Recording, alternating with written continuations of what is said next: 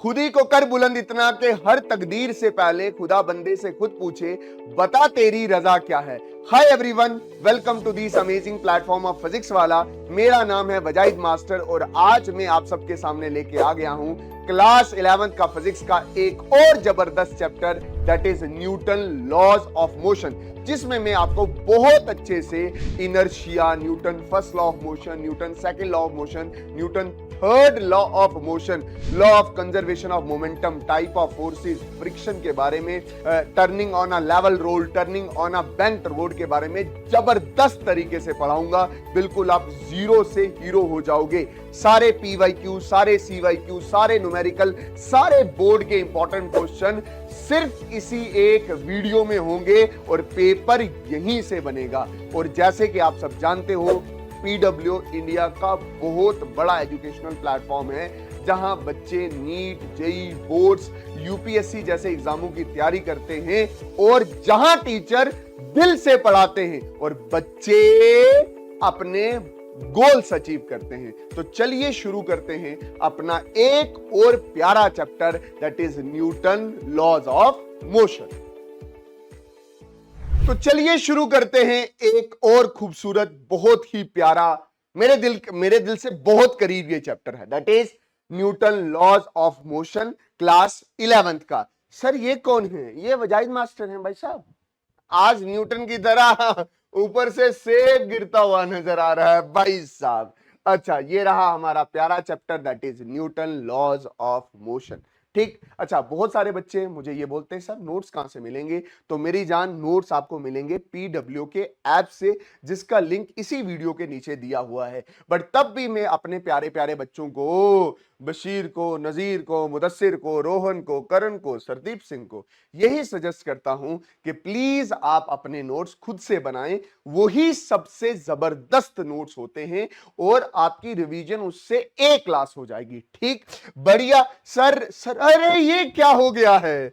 बच्चे भाग रहे हैं, वजाहिद सर की क्लास मिस नहीं होनी चाहिए। बढ़िया यार, इतना इतना इतना प्यार, बहुत बढ़िया। ठीक, ये हमारे बशीर साहब। अच्छा, ये बशीर साहब के सामने न्यूटन की रूह आ गई है भाई साहब। और क्या बोल रही है? ये भी वजाहिद सर का फैन है रे। न्यूटन की रूह आके बोल रही है। आए आए आए। अब तो तुम्हें भी यकीन कर लेना चाहिए कि भाई साहब बढ़िया सर। अच्छा, ये हमारा सिलेबस है। आप सबको पता है कि मैं सिलेबस इसलिए लाता हूं ताकि आपको पता चल सके कि भाई साहब हमने कौन सा टॉपिक पढ़ना है और कौन सा टॉपिक छोड़ना है। लॉज ऑफ मोशन, या जिसको आप न्यूटन लॉज ऑफ मोशन कहते हो, ये तकरीबन 60 नंबर का है। अच्छा, आप में इसमें कंसेप्ट ऑफ फोर्स सीखना है, इनर्शिया सीखना है, न्यूटन्स लॉज ऑफ मोशन सीखना है, मोमेंटम के बारे में सीखना है, Newton second law of motion के बारे में सीखना है। ये मोस्ट इंपॉर्टेंट है। ये पीवाईक्यू में भी आया है, इंपल्स पीवाईक्यू में आया है। ठीक है, Newton third law of motion सीखना है, law of conservation of linear momentum and its application सीखना है, इक्विलिब्रियम ऑफ कनकरेंट फोर्स ये सीखना है, स्टैटिक एंड काइनेटिक फ्रिक्शन सीखना है, लॉज ऑफ फ्रिक्शन सीखना है, रोलिंग फ्रिक्शन सीखना है, लुब्रिकेशन क्या होता है वो सीखना है, dynamic of uniform circular motion. हालांकि यूनिफॉर्म सर्कुलर मोशन के बारे में हम चर्चा कर चुके हैं पिछले चैप्टर में। सेंट्रीपिटल फोर्स क्या होती है वो, example of circular path, vehicle on a level road and vehicle on a bent road, ये भी मोस्ट इंपॉर्टेंट टॉपिक है।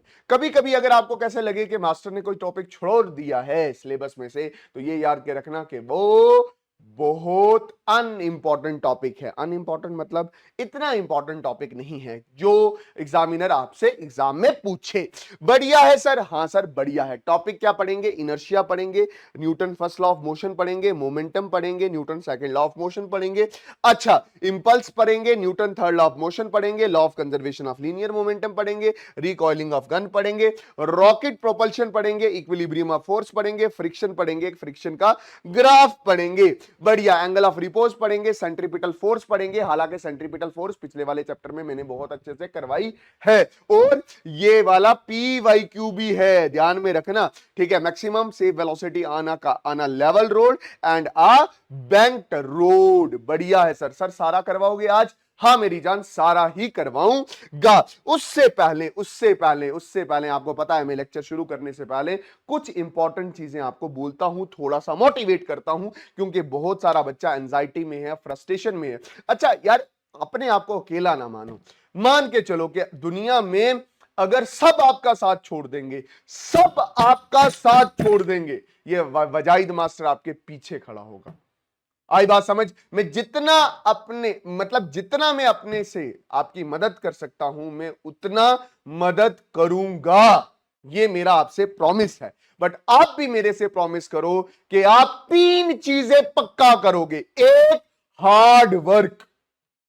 हार्ड वर्क करने वाले की कभी भी हार नहीं होती। दूसरा, पूरा फोकस्ड। अगर तुम्हारा कोई गोल है तो वो अचीव करना है। और कंसिस्टेंसी मतलब अगर एक दिन 4 घंटे पढ़ा है तो वो कंसिस्टेंट तरीके से पढ़ना है, और आप देखोगे कि आप जिंदगी में जीतोगे। और अभी आपकी जीत ये है कि मेरे प्यारे प्यारे बच्चों ने 500 में से 499 नंबर लाने हैं। ये मुझे प्रूव करके आपने बताना है। बाकी सारे टीचर्स आपके बिल्कुल पीछे खड़े हैं। और मैं अक्सर अपनी वीडियो में यही बोलता हूं कि मैं ऐसा पढ़ाता हूं कि आपको ऐसा लगेगा कि ये तेरी कॉपी है, ये तेरा मास्टर है, और ये तेरी कॉपी में मास्टर खुद लिख रहा है, और तुझे अच्छे से समझ आ रही है। आई बात समझ? हाँ सर, बहुत जबरदस्त तरीके से समझ आई है। अच्छा, करना क्या है सर, हमें पता ही नहीं चल रहा। तू वन शॉट अच्छे से फॉलो कर। मां कसम मैं बोल रहा हूं, मेरे वन शॉट से पूरा पेपर बनेगा। पूरा पेपर वन शॉट फॉलो कर, आंख बंद करके। मैं वन शॉट में जो पढ़ाता हूं वो सारा पीवाईक्यू है, सारा सीवाईक्यू है। वन शॉट फॉलो किए, फिर तूने क्या बनाने, प्यारे प्यारे प्यारे नोट्स, और उन नोट्स की करनी है proper revision with PYQ. At least 3 साल के पीवाईक्यू तुझे किए होने चाहिए। एटलीस्ट 3 साल के पीवाईक्यू। यस सर, शुरू करते हैं अपना चैप्टर। और पहला टॉपिक है हमारा, दैट इज इनर्शिया। इनर्शिया का मतलब होता है सुस्ती। जो जिस हाल में है वो उसी हाल में रहना पसंद करता है। If the body is in rest, if the body is in motion, if the body is in particular direction, it will remain in that particular state of rest, direction and motion until and unless any external force is applied. अगर कोई चीज rest में है तो वो rest में ही रहना चाहेगी। कब तक? जब तक उसको फोर्स नहीं लगेगी उसको हिलाने के लिए।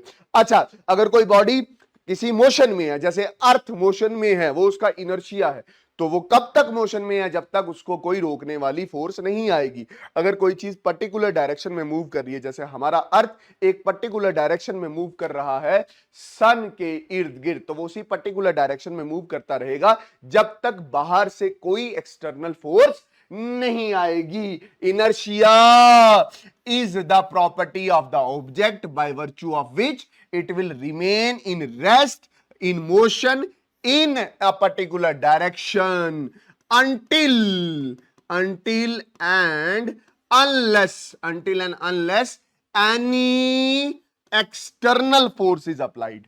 जब तक बाहर से कोई फोर्स नहीं लगेगी। आई बात समझ? हाँ, और याद रखना, inertia is directly proportional to मास।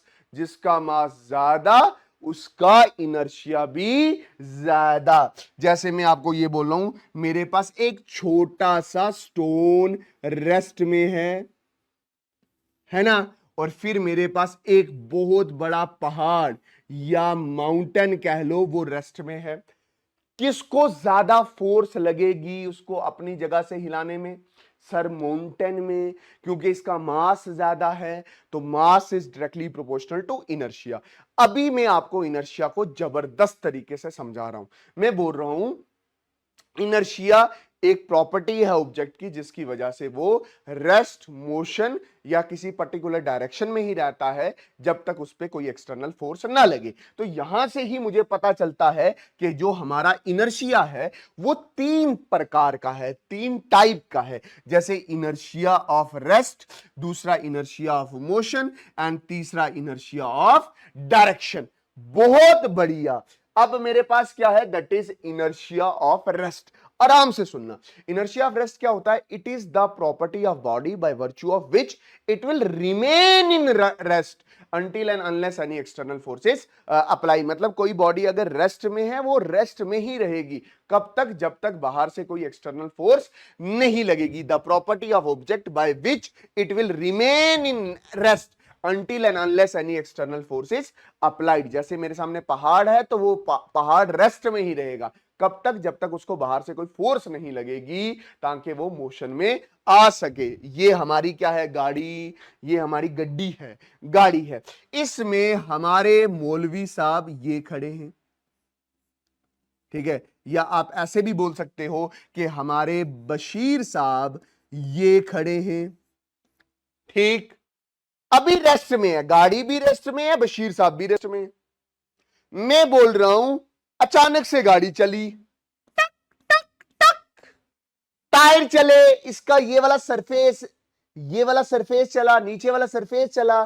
तो पहले क्या चले होंगे? पहले बशीर साहब की टांगे चली होंगी और बशीर साहब की ऊपर वाली बॉडी को धक्का कहां लगा होगा? पीछे, क्योंकि नीचे वाला हिस्सा मोशन में आया, ऊपर वाला हिस्सा मोशन में नहीं आया। वो रेस्ट में था, वो रेस्ट में ही रहना पसंद करेगा। तो इस केस में इसको जो मतलब धक्का लगेगा वो कैसा लगेगा? बैकवर्ड लगेगा। आप खुद अचानक से सोचना, जब आप गाड़ी में बैठे होते हो, अचानक से गाड़ी चलती है तो आपको धक्का कहां लगता है? पीछे लगता है। This is due to inertia of rest. इसके बाद है हमारे पास इनर्शिया ऑफ मोशन। इसमें क्या है?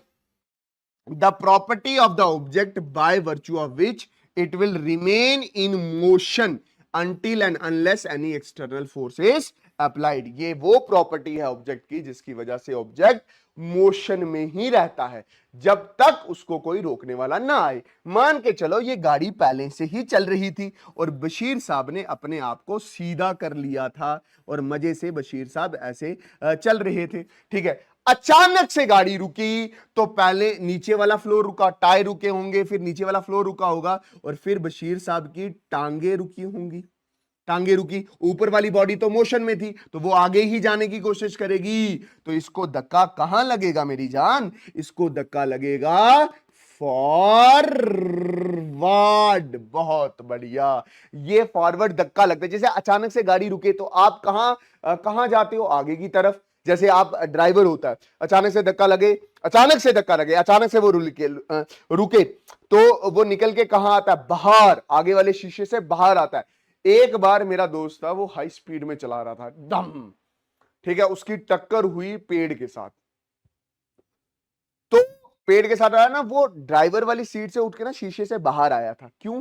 क्योंकि टायर रुके, नीचे वाला सरफेस रुका, इसकी टांगे रुकी, ऊपर वाली बॉडी मूव ही कर रही थी तो वो निकल के बाहर आती है। इसलिए आपको बोला जाता है कि भाई साहब सीट बेल्ट बांध के बैठिए। अचानक से अगर गाड़ी रुकी ना तो तुम शीशे से निकल के बाहर आओगे, फ्रंट वाले शीशे से बाहर। बढ़िया, ठीक। तो this is inertia of motion, ठीक। उसके बाद है इनर्शिया ऑफ डायरेक्शन। ये क्या बोलता है? अगर कोई चीज किसी पर्टिकुलर डायरेक्शन में घूम रही है तो वो उसी डायरेक्शन में घूमती रहेगी until and unless any external force is applied। ये क्या कहने की कोशिश कर रहा है? ये बोल रहा है the property of the object by virtue of which it will remain in particular direction until and unless any external force is applied। के मतलब ये एक प्रॉपर्टी है, ये एक प्रॉपर्टी है। This is a property of a object अगर कोई चीज किसी पर्टिकुलर डायरेक्शन में चल रही है तो वो उसी पर्टिकुलर डायरेक्शन में चलती रहेगी until and unless any external forces applied. जैसे ये मेरे पास सूरज है, सन, तो ये मेरे पास अर्थ है, तो ये अर्थ एक पर्टिकुलर डायरेक्शन में घूम रहा है, ये ऐसी डायरेक्शन में घूम रहा है, तो ये घूमता ही रहेगा उसी पर्टिकुलर डायरेक्शन में जब तक उसको कोई रोकने वाली फोर्स नहीं आएगी। हां सर, इतनी बात मुझे जबरदस्त तरीके से समझ आई है। अच्छा, यहीं पे जन्म होता है Newton first law of motion. Newton first law of motion को ही लॉ ऑफ इनर्शिया बोलते हैं। ये किसको एक्सप्लेन करता है?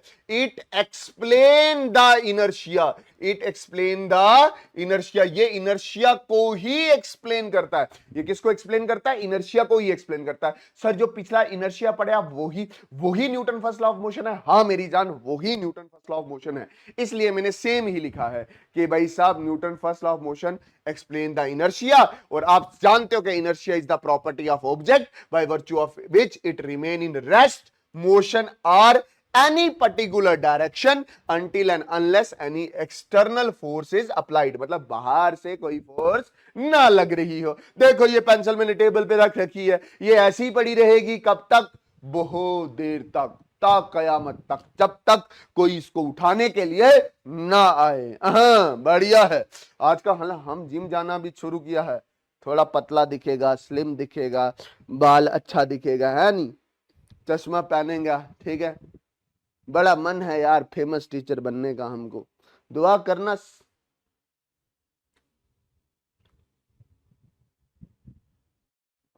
प्रोटीन है, ठीक है, आई बात समझ? हाँ सर, चलें आगे। बढ़िया है। इसके बाद एक और छोटा टॉपिक आता है जिसको आप बोलते हो मोमेंटम, ठीक है। ये नोट करके लिखना। मोमेंटम अगर अच्छे से समझ आया ना तो आपको Newton second law of motion अच्छे से समझ आएगा, ठीक।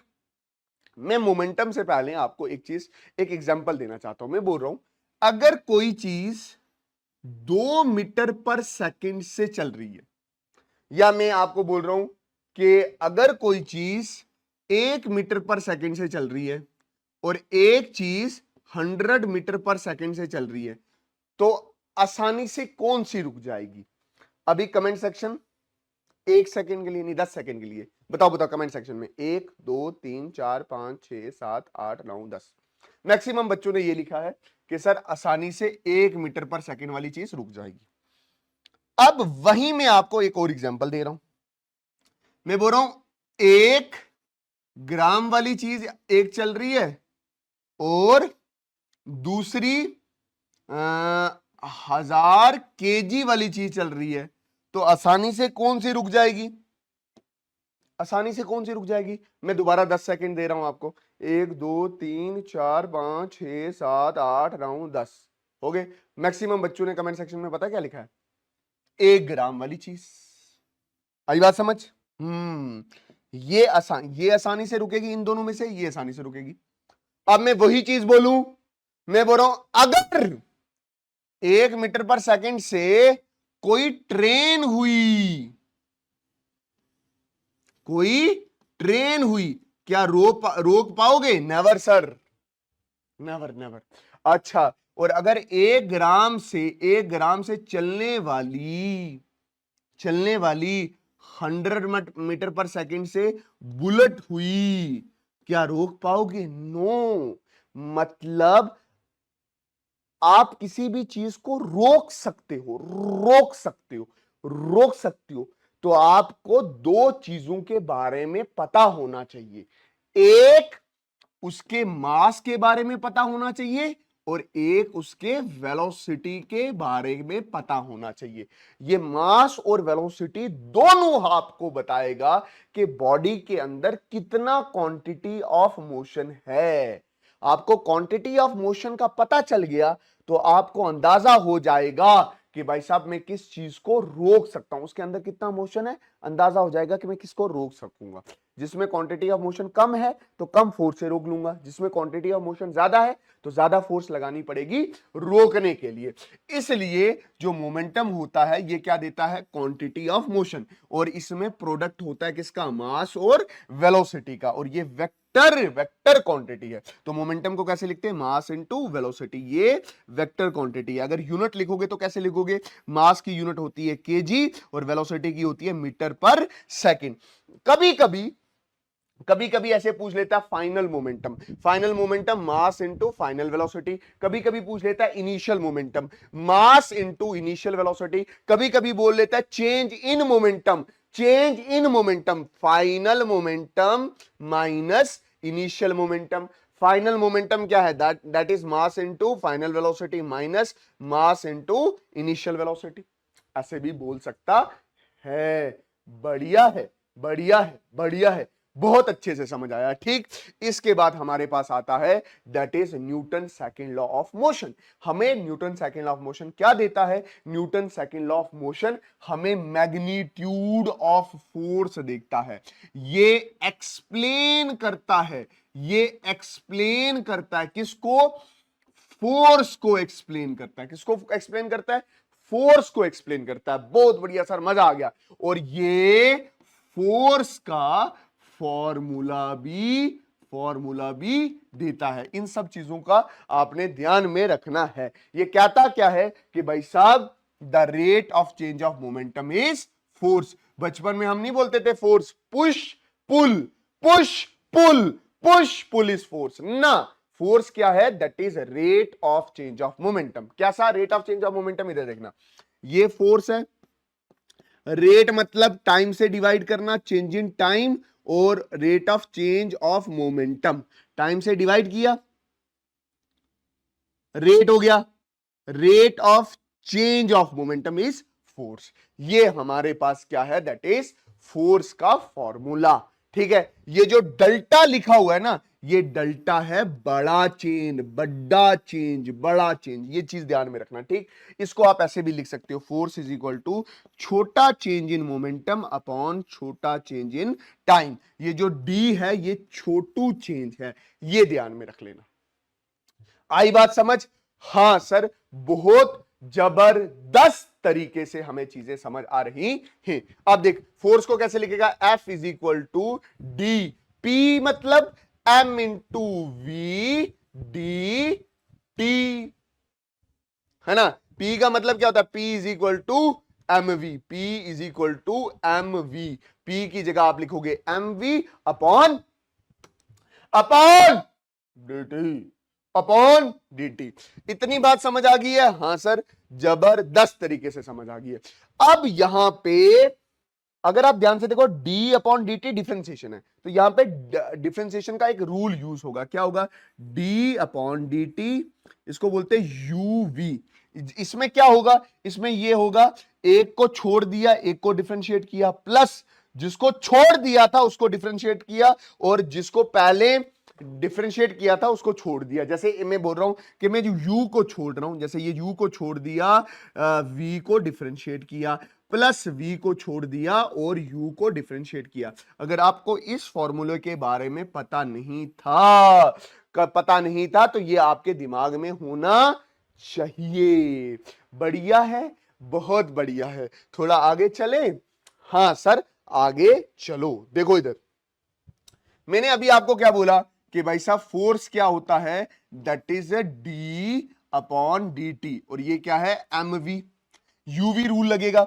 यूवी में मैंने आपको क्या बोला, यूवी में आपको मैंने ये बोला डी अपॉन डी टी, ये मेरे पास यूवी है। आपने क्या किया, यू को छोड़ा, वी को डिफरेंशिएट किया, प्लस वी को छोड़ा, यू को डिफरेंशिएट किया। क्या हम इधर ये चीज कर सकते हैं, हाँ कर सकते हैं। कैसे करोगे, F is equal to M को छोड़ा, v को डिफरेंशिएट किया, प्लस v को छोड़ा, m को क्या किया, डिफरेंशिएट किया। ये है हमारे पास, इसी को आप बोलते हो, इसी को आप बोलते हो कंप्लीट फॉर्म ऑफ, इसी को आप क्या बोलते हो, कंप्लीट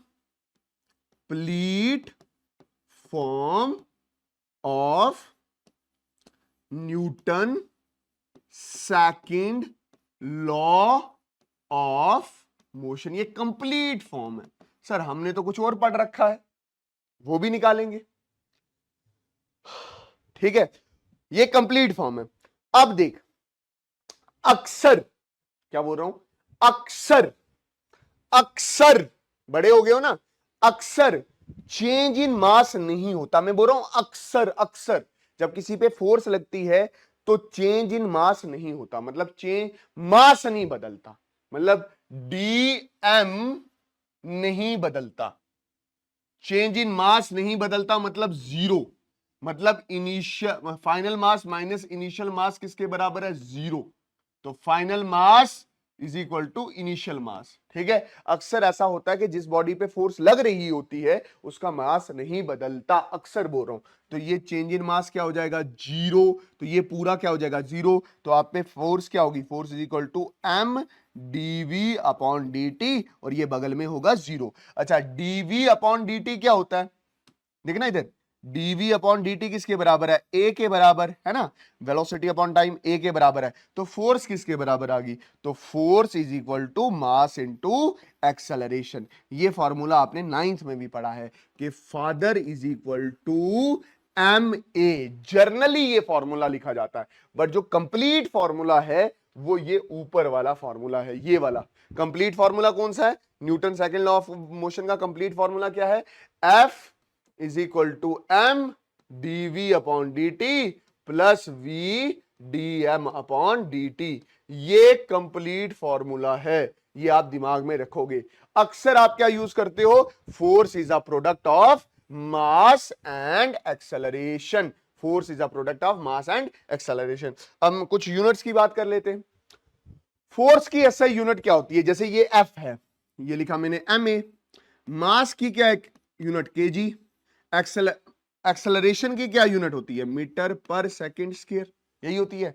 मास की केजी, मास की केजी, एक्सेलरेशन की ये, और केजी मीटर पर सेकंड स्क्वायर को ही आप क्या लिखते हो, न्यूटन लिखते हो। तो आप ये बोलते हो कि न्यूटन इज ऐसा यूनिट ऑफ फोर्स। वैसे ही सीजीएस यूनिट होती है फोर्स की, जिसको आप क्या बोलते हो, डाइंस बोलते हो। सर एक बार करके बता दो डाइंस कैसा होता है, इधर देखना ध्यान से। फोर्स क्या है, मास इंटू एक्सेलरेशन। मास की यूनिट क्या है, ग्राम। सीजीएस में मास कैसा होता है, ग्राम में।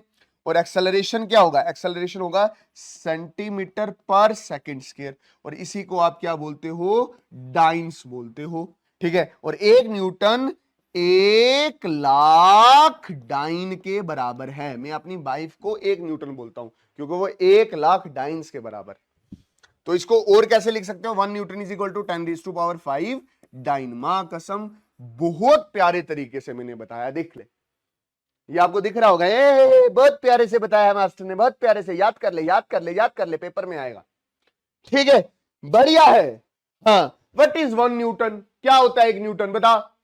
सर, सर लाजवाब, सर सर सर आप तो किंग हो सर, आपने तो 1 न्यूटन क्या होता है, देख 1 न्यूटन ये होता है, देख, force is equal to, force is equal to M into A. 1 newton कब होगा, जब मास 1 kg होगा और एक्सेलरेशन भी 1 मीटर पर सेकंड स्क्वायर का होगा। 1 × 1, तो फोर्स क्या हो जाएगा, 1 kg मीटर पर सेकंड स्क्वायर। इसी को आप 1 न्यूटन बोलते हैं। तो फोर्स कितनी हो जाएगी, 1 न्यूटन हो जाएगी। 1 न्यूटन फोर्स वो होती है जो 1 kg में, 1 kg ऑफ मास में एक्सेलरेशन प्रोड्यूस करे 1 मीटर पर सेकेंड स्क्वायर की। ठीक है, व्हाट इज इंपल्स, इंपल्स क्या होता है, वो force, what do you mean by impulse, impulse का मतलब क्या होता है, what do you mean by impulse, impulse का मतलब क्या होता है, इंपल्स का, मैं इसके लिए टाइल लाता हूं यार। इंपल्स का क्या मतलब होता है, इंपल्स का क्या मतलब होता है, इंपल्स का क्या मतलब होता है, इंपल्स का मतलब होता है एक बड़ी फोर्स छोटे टाइम पीरियड के लिए लगे। आपने देखा होगा कराटे प्लेयर्स होते हैं, एक बहुत बड़ी फोर्स छोटे टाइम के लिए लगती है और टाइल क्या कर जाती है, टूट जाती है। आए ओ हमारी मामा जी, ओए ओए ओए आया, ओ ओए ओए, अपन नहीं करता बट आपने अक्सर देखा होता, एक बहुत बड़ी फोर्स छोटे टाइम के लिए लगती है, इसको आप क्या बोलते हो? इंपल्स। और फॉर योर काइंड इंफॉर्मेशन, इस इंपल्स पे क्वेश्चन बना है, ये PYQ बना है। कोनो हाथ टूट गया यार। ठीक, अच्छा, the force acting for a short period of time is known as impulse. देखो होता क्या है, ये आपके पास फॉर्मूला है ना, ये है ना, F is equal to dp upon dt। Time बड़ा छोटा है तो फोर्स का इंपैक्ट क्या होता है? बहुत ज्यादा होता है। मतलब अगर टाइम कम हो तो फोर्स ज्यादा लगती है, उल्टा भी हो सकता है, अगर टाइम ज्यादा हो तो फोर्स क्या लगेगी? कम होगी। ठीक है ना? आई बात समझ? आई बात समझ? हाँ। अच्छा देखो, ये क्या बोलते हैं इसको, वो होता है ना जिम में बड़ा सा बैग, है ना, जब उसको बॉक्सर मुक्के मारता है, ठीक है, तो वो क्या करता है, बहुत ज्यादा फोर्स छोटे टाइम पीरियड के लिए लगाता है, तो उस बड़े से बैग में ना ऐसे सुराख होना शुरू हो जाते हैं, है ना, उसका शेप चेंज होना शुरू हो जाता है। ठीक है, तो मैं क्या बोल रहा हूं, punch on a boxing bag, a boxer first hit a punching bag applying a sudden force that changed the bag motion। मतलब बड़े छोटे से टाइम के लिए वो बहुत बड़ी फोर्स लगाता है। अक्सर आपने देखा होगा किसी लड़की को किसी लड़के के मुंह पे थप्पड़ लगाते हुए, तो वो एक बहुत बड़ी फोर्स होती है, छोटे टाइम के लिए लगती है। ठीक है, अच्छा जी, अच्छा जी, ठीक। अच्छा, एप्लीकेशन ऑफ इंपल्स क्या है? एप्लीकेशन ऑफ इंपल्स, या मैं इसको एग्जांपल्स ऑफ इंपल्स में भी डाल सकता हूं। ठीक है, क्या होगा? Tile breaking, karate player, karate player, karate player, karate player, सीपी, कराटे प्लेयर, ठक, बड़ी फोर्स छोटे टाइम के लिए टाइल टूट जाएगी।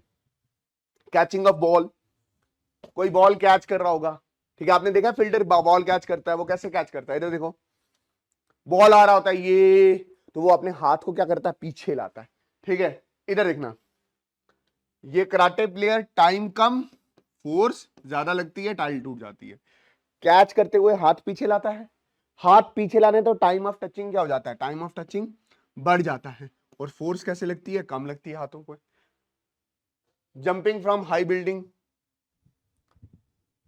ये हमारा बशीर साहब है, इसको किसी नाजिया ने धोखा दिया तो बिल्डिंग पे चला चला गया, बिल्डिंग पे चला गया तो वहां पे उसने हाई जंप लिया। जब हाई जंप लिया, हाई जंप लिया, तो अगर अचानक से मान ले बिल्डिंग की ये वाली साइड है, सर कैसी बिल्डिंग बना दी, ऐसी ही है भाई साहब। अगर बशीर साहब यहां से जंप ले, ठीक है, ये अचानक से बचेंगे, अचानक से बचेंगे, सब टूट जाएगा इनका। टाइम क्या होगा? कम, फोर्स ज्यादा लगेगी, सर फूट जाएगा।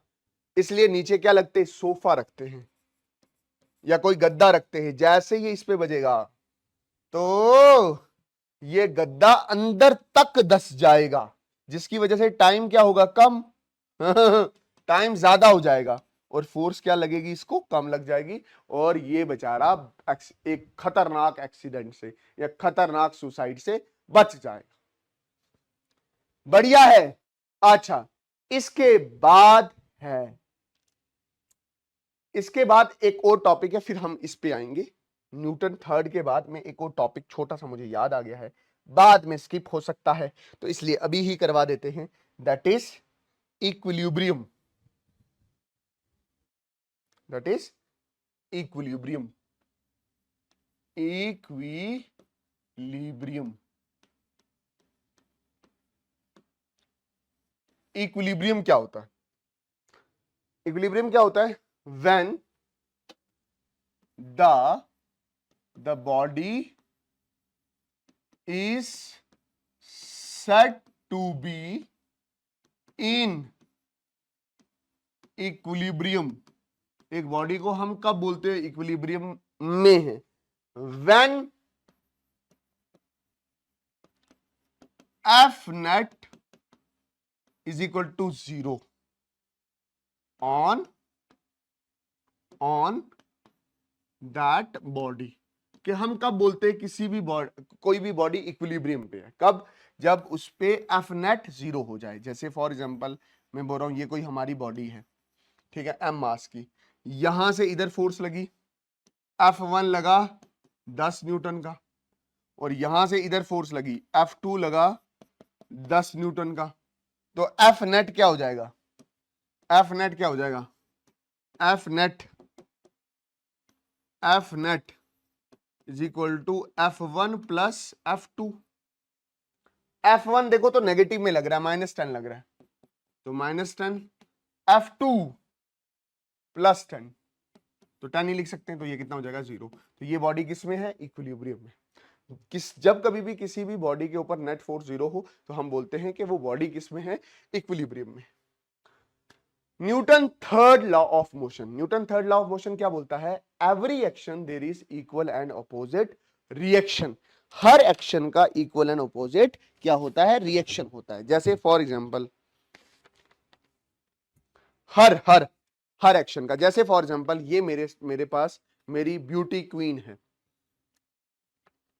इसका नाम है उर्फी, ठीक है, मैंने इस पे फोर्स लगाई, टक, फोर्स लगाई, ये मेरे पे फोर्स लगा, मैं इस पे फोर्स लगा रहा हूं ऐसे, तो जब मैं फोर्स इस पे लगा रहा हूं तो ये भी कहीं ना कहीं फोर्स मेरे पे लगा रही है।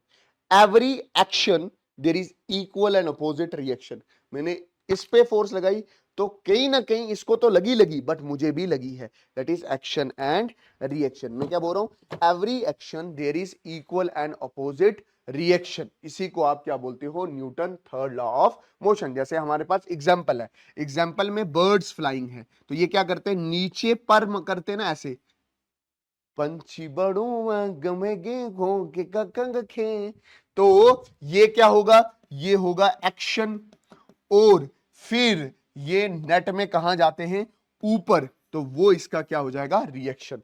वैसे ही रिकॉइलिंग ऑफ गन, जब कभी भी आप गन को शूट करते हो तो बुलेट निकल के कहां जाती है? आगे, और गन निकल के कहां आती है? पीछे। ये एक्शन है, ये क्या है? रिएक्शन है। स्विमिंग, जब आप स्विमिंग करते हो तो पीछे क्या होता है आपका? जब पीछे हाथ मारते हो तो ये आपका क्या है? एक्शन। तो आप खुद आगे जाते हो, वो क्या है? That is reaction.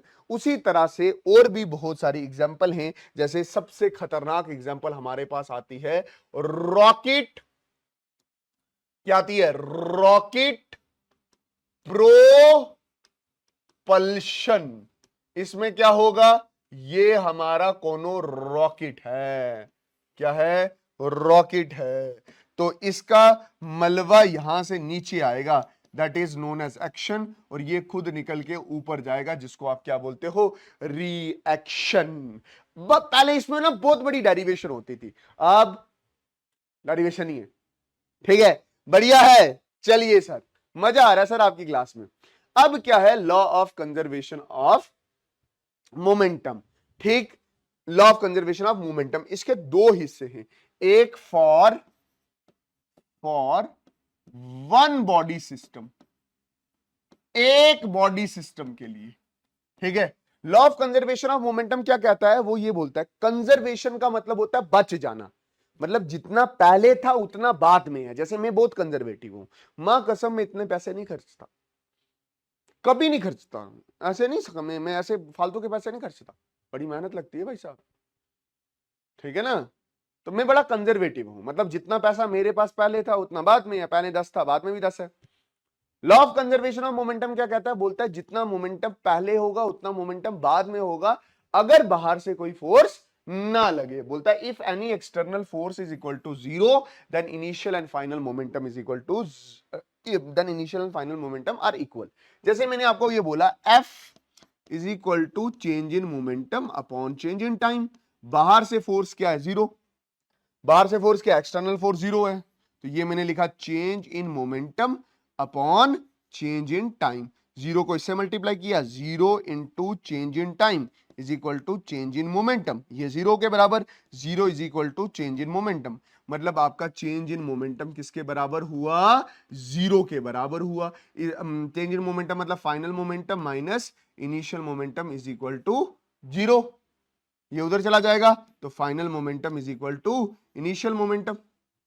Final momentum क्या होता है, mass into velocity, is equal to initial momentum क्या होता है, मास इनटू इनिशियल वेलोसिटी, है कि नहीं? आप खुद सोचो यार, आप खुद सोचो, खुद सोचो। ये बॉडी है, ये 2 kg की है, ये मूव कर रही है 2 से, बाहर से कोई फोर्स नहीं लगी, तो यही बॉडी है, ये 2 kg की है, ये किससे मूव कर रही होगी, 2 ही से मूव कर रही होगी ना। तो इनिशियल मोमेंटम क्या होगा, इनिशियल मोमेंटम होगा mass into initial velocity, that is 2 into 2 कितना आया 4। फाइनल मोमेंटम क्या हो जाएगा, final momentum is equal to mass into final velocity, mass कितना है 2, वेलोसिटी बदली नहीं है, तो ये कितना 2, तो जितना इनिशियल मोमेंटम है उतना फाइनल मोमेंटम होगा। आई बात समझ? तू खुद देख, ये मास और मास कैंसिल हो जाएगा, v is equal to U. अगर बाहर से फोर्स नहीं लगी है, जो बॉडी 2 से चल रही थी वो बाद में ही 2 से चल रही है, this is known as law of conservation of momentum. ये एक बॉडी के केस में था, ठीक है। इसके बाद है law of conservation of momentum in 2 body system. 2 body system कैसे है, मान के चल ये मौलवी 1 है, मूव कर रहा है इनिशियल वेलोसिटी u1 से, और ये मौलवी 2 है, मूव कर रहा है इनिशियल वेलोसिटी u2 से, और मौलवी 1 मौलवी 2 से, मतलब मौलवी 1 की वेलोसिटी मौलवी 2 से ज्यादा है, ज्यादा है, ज्यादा है, मतलब u1 ये ज्यादा तेजी से दौड़ रहा है, ये कम तेजी से, ये दोनों ये तेजी से दौड़ा था, ठप करके ये क्या करेगा, तो कोलाइड करेगा, ठीक है ना। आई बात समझ? ये सिनेरियो है बिफोर कोलिजन का, ये सिनेरियो कब का, ड्यूरिंग कोलिजन का। फिर जब टकराएगा, टकराने के बाद मौलवी 1 चलेगा v1 से, और मौलवी 2 चलेगा किससे, v2 से। और आप एक चीज देखोगे कि मौलवी 2 ज्यादा से चल रहा होगा, v2 is greater than that of v1, और ये वाला जो सीन होगा ये आफ्टर कोलिजन का सीन है। आई बात समझ? हां सर। अब जैसे चीजें मैं आपको बोल रहा हूं, आपने वैसे ही चीजों को समझना है। मैं बोल रहा हूं कि ड्यूरिंग कोलिशन जितना फोर्स, इधर देखना, ये वाला, ये इधर देखना, ये जितनी फोर्स इस पे लगाएगा, that is force on 2 due to 1 is equal and opposite to the force on 1 due to 2। मतलब इसने जितनी फोर्स इस पे लगाई, इसने भी उतनी ही फोर्स इस पे लगाई। आई बात समझ? मैं क्या लिख रहा हूं, आराम से सुनना। According to Newton third law of motion, क्या बोला मैंने, force on 2 due to 1 is equal and opposite to the force on 1 due to 2। मतलब मतलब m1 ने m2 पे जितनी फोर्स लगाई है, m2 भी उतनी फोर्स m1 पे लगाएगा, ठीक है। ये फोर्स सेकंड बॉडी पे लग रही है, ये फोर्स फर्स्ट बॉडी पे लग रही है। पहले फर्स्ट ने सेकंड पे लगाई, उसी वक्त सेकंड ने फर्स्ट पे लगाई। अच्छा जी, ये फोर्स किस पे लग रही है, सेकंड बॉडी पे, ये फोर्स किस पे लग रही है, फर्स्ट बॉडी पे। बढ़िया है, दोनों अलग अलग बॉडी पे लग रही है। अच्छा, बाहर से कोई फोर्स लग रही नहीं है, बाहर से कोई फोर्स लग रही नहीं है, बाहर से कोई फोर्स लग रही नहीं है, बाहर से कोई फोर्स लग रही नहीं है, अच्छी बात है। अच्छा, ये फोर्स लग रही है सेकंड बॉडी में, तो ये चेंज इन मोमेंटम किस में होगा, सेकंड बॉडी में, इज इक्वल टू माइनस ये फर्स्ट बॉडी में, तो चेंज इन मोमेंटम किस में होगा, फर्स्ट बॉडी में, अपॉन टाइम, अपॉन टाइम। अभी तो पढ़ाया यार, force is equal to change in momentum upon time, यही तो पढ़ाया अभी। अब ये दोनों चेंज इन टाइम क्या है, बराबर है ना, ठीक है। ये टाइम पीरियड और ये चेंज इन टाइम बराबर है, तो ये डेल्टा टी कैंसिल। तो मैं क्या लिख रहा हूं, delta P2 is equal to minus delta P1। ये है change in momentum. Change in momentum का मतलब क्या हो गया, final momentum of second body minus initial momentum of second body is equal to minus final momentum of first body minus initial momentum of first body. इतनी बात तो समझ आनी चाहिए भाई साहब, ठीक।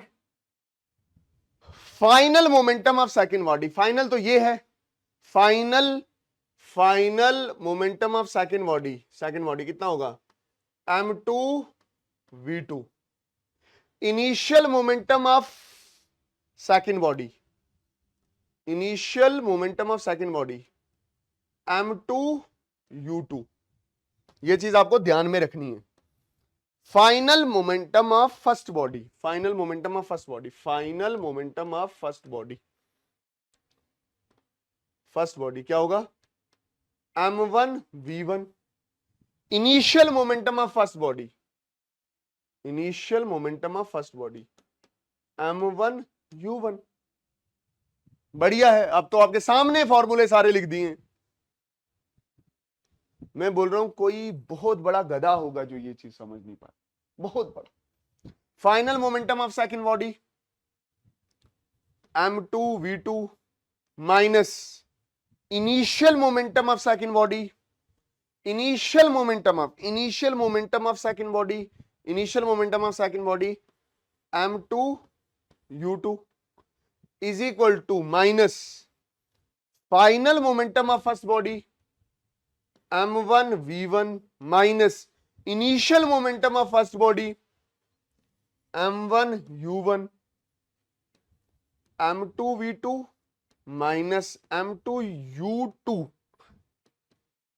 Minus m1 v1 minus minus plus m1 u1। अब इसको उठा के उधर ले जाओ, इसको उठा के इधर ले आओ, इसको शिफ्ट करना है इधर, इसको शिफ्ट करना है इधर।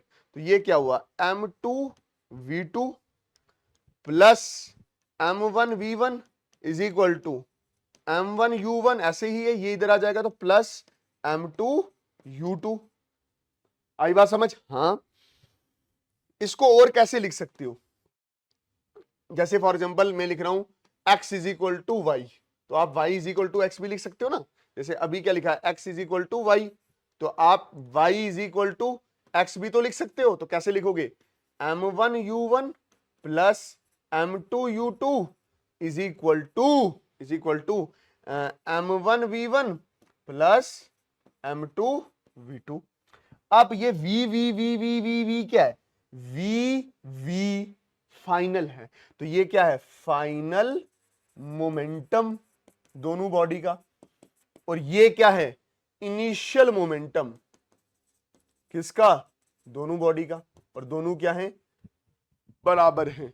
ये एग्जाम पॉइंट ऑफ व्यू से इंपॉर्टेंट है, इस चीज का आप पूरा पूरा ध्यान रखोगे। अभी हमने एक चीज निकाली है कि भाई साहब अगर मौलवी साहब m1 u1 से चल रहे हैं तो ये होगा m1 u1।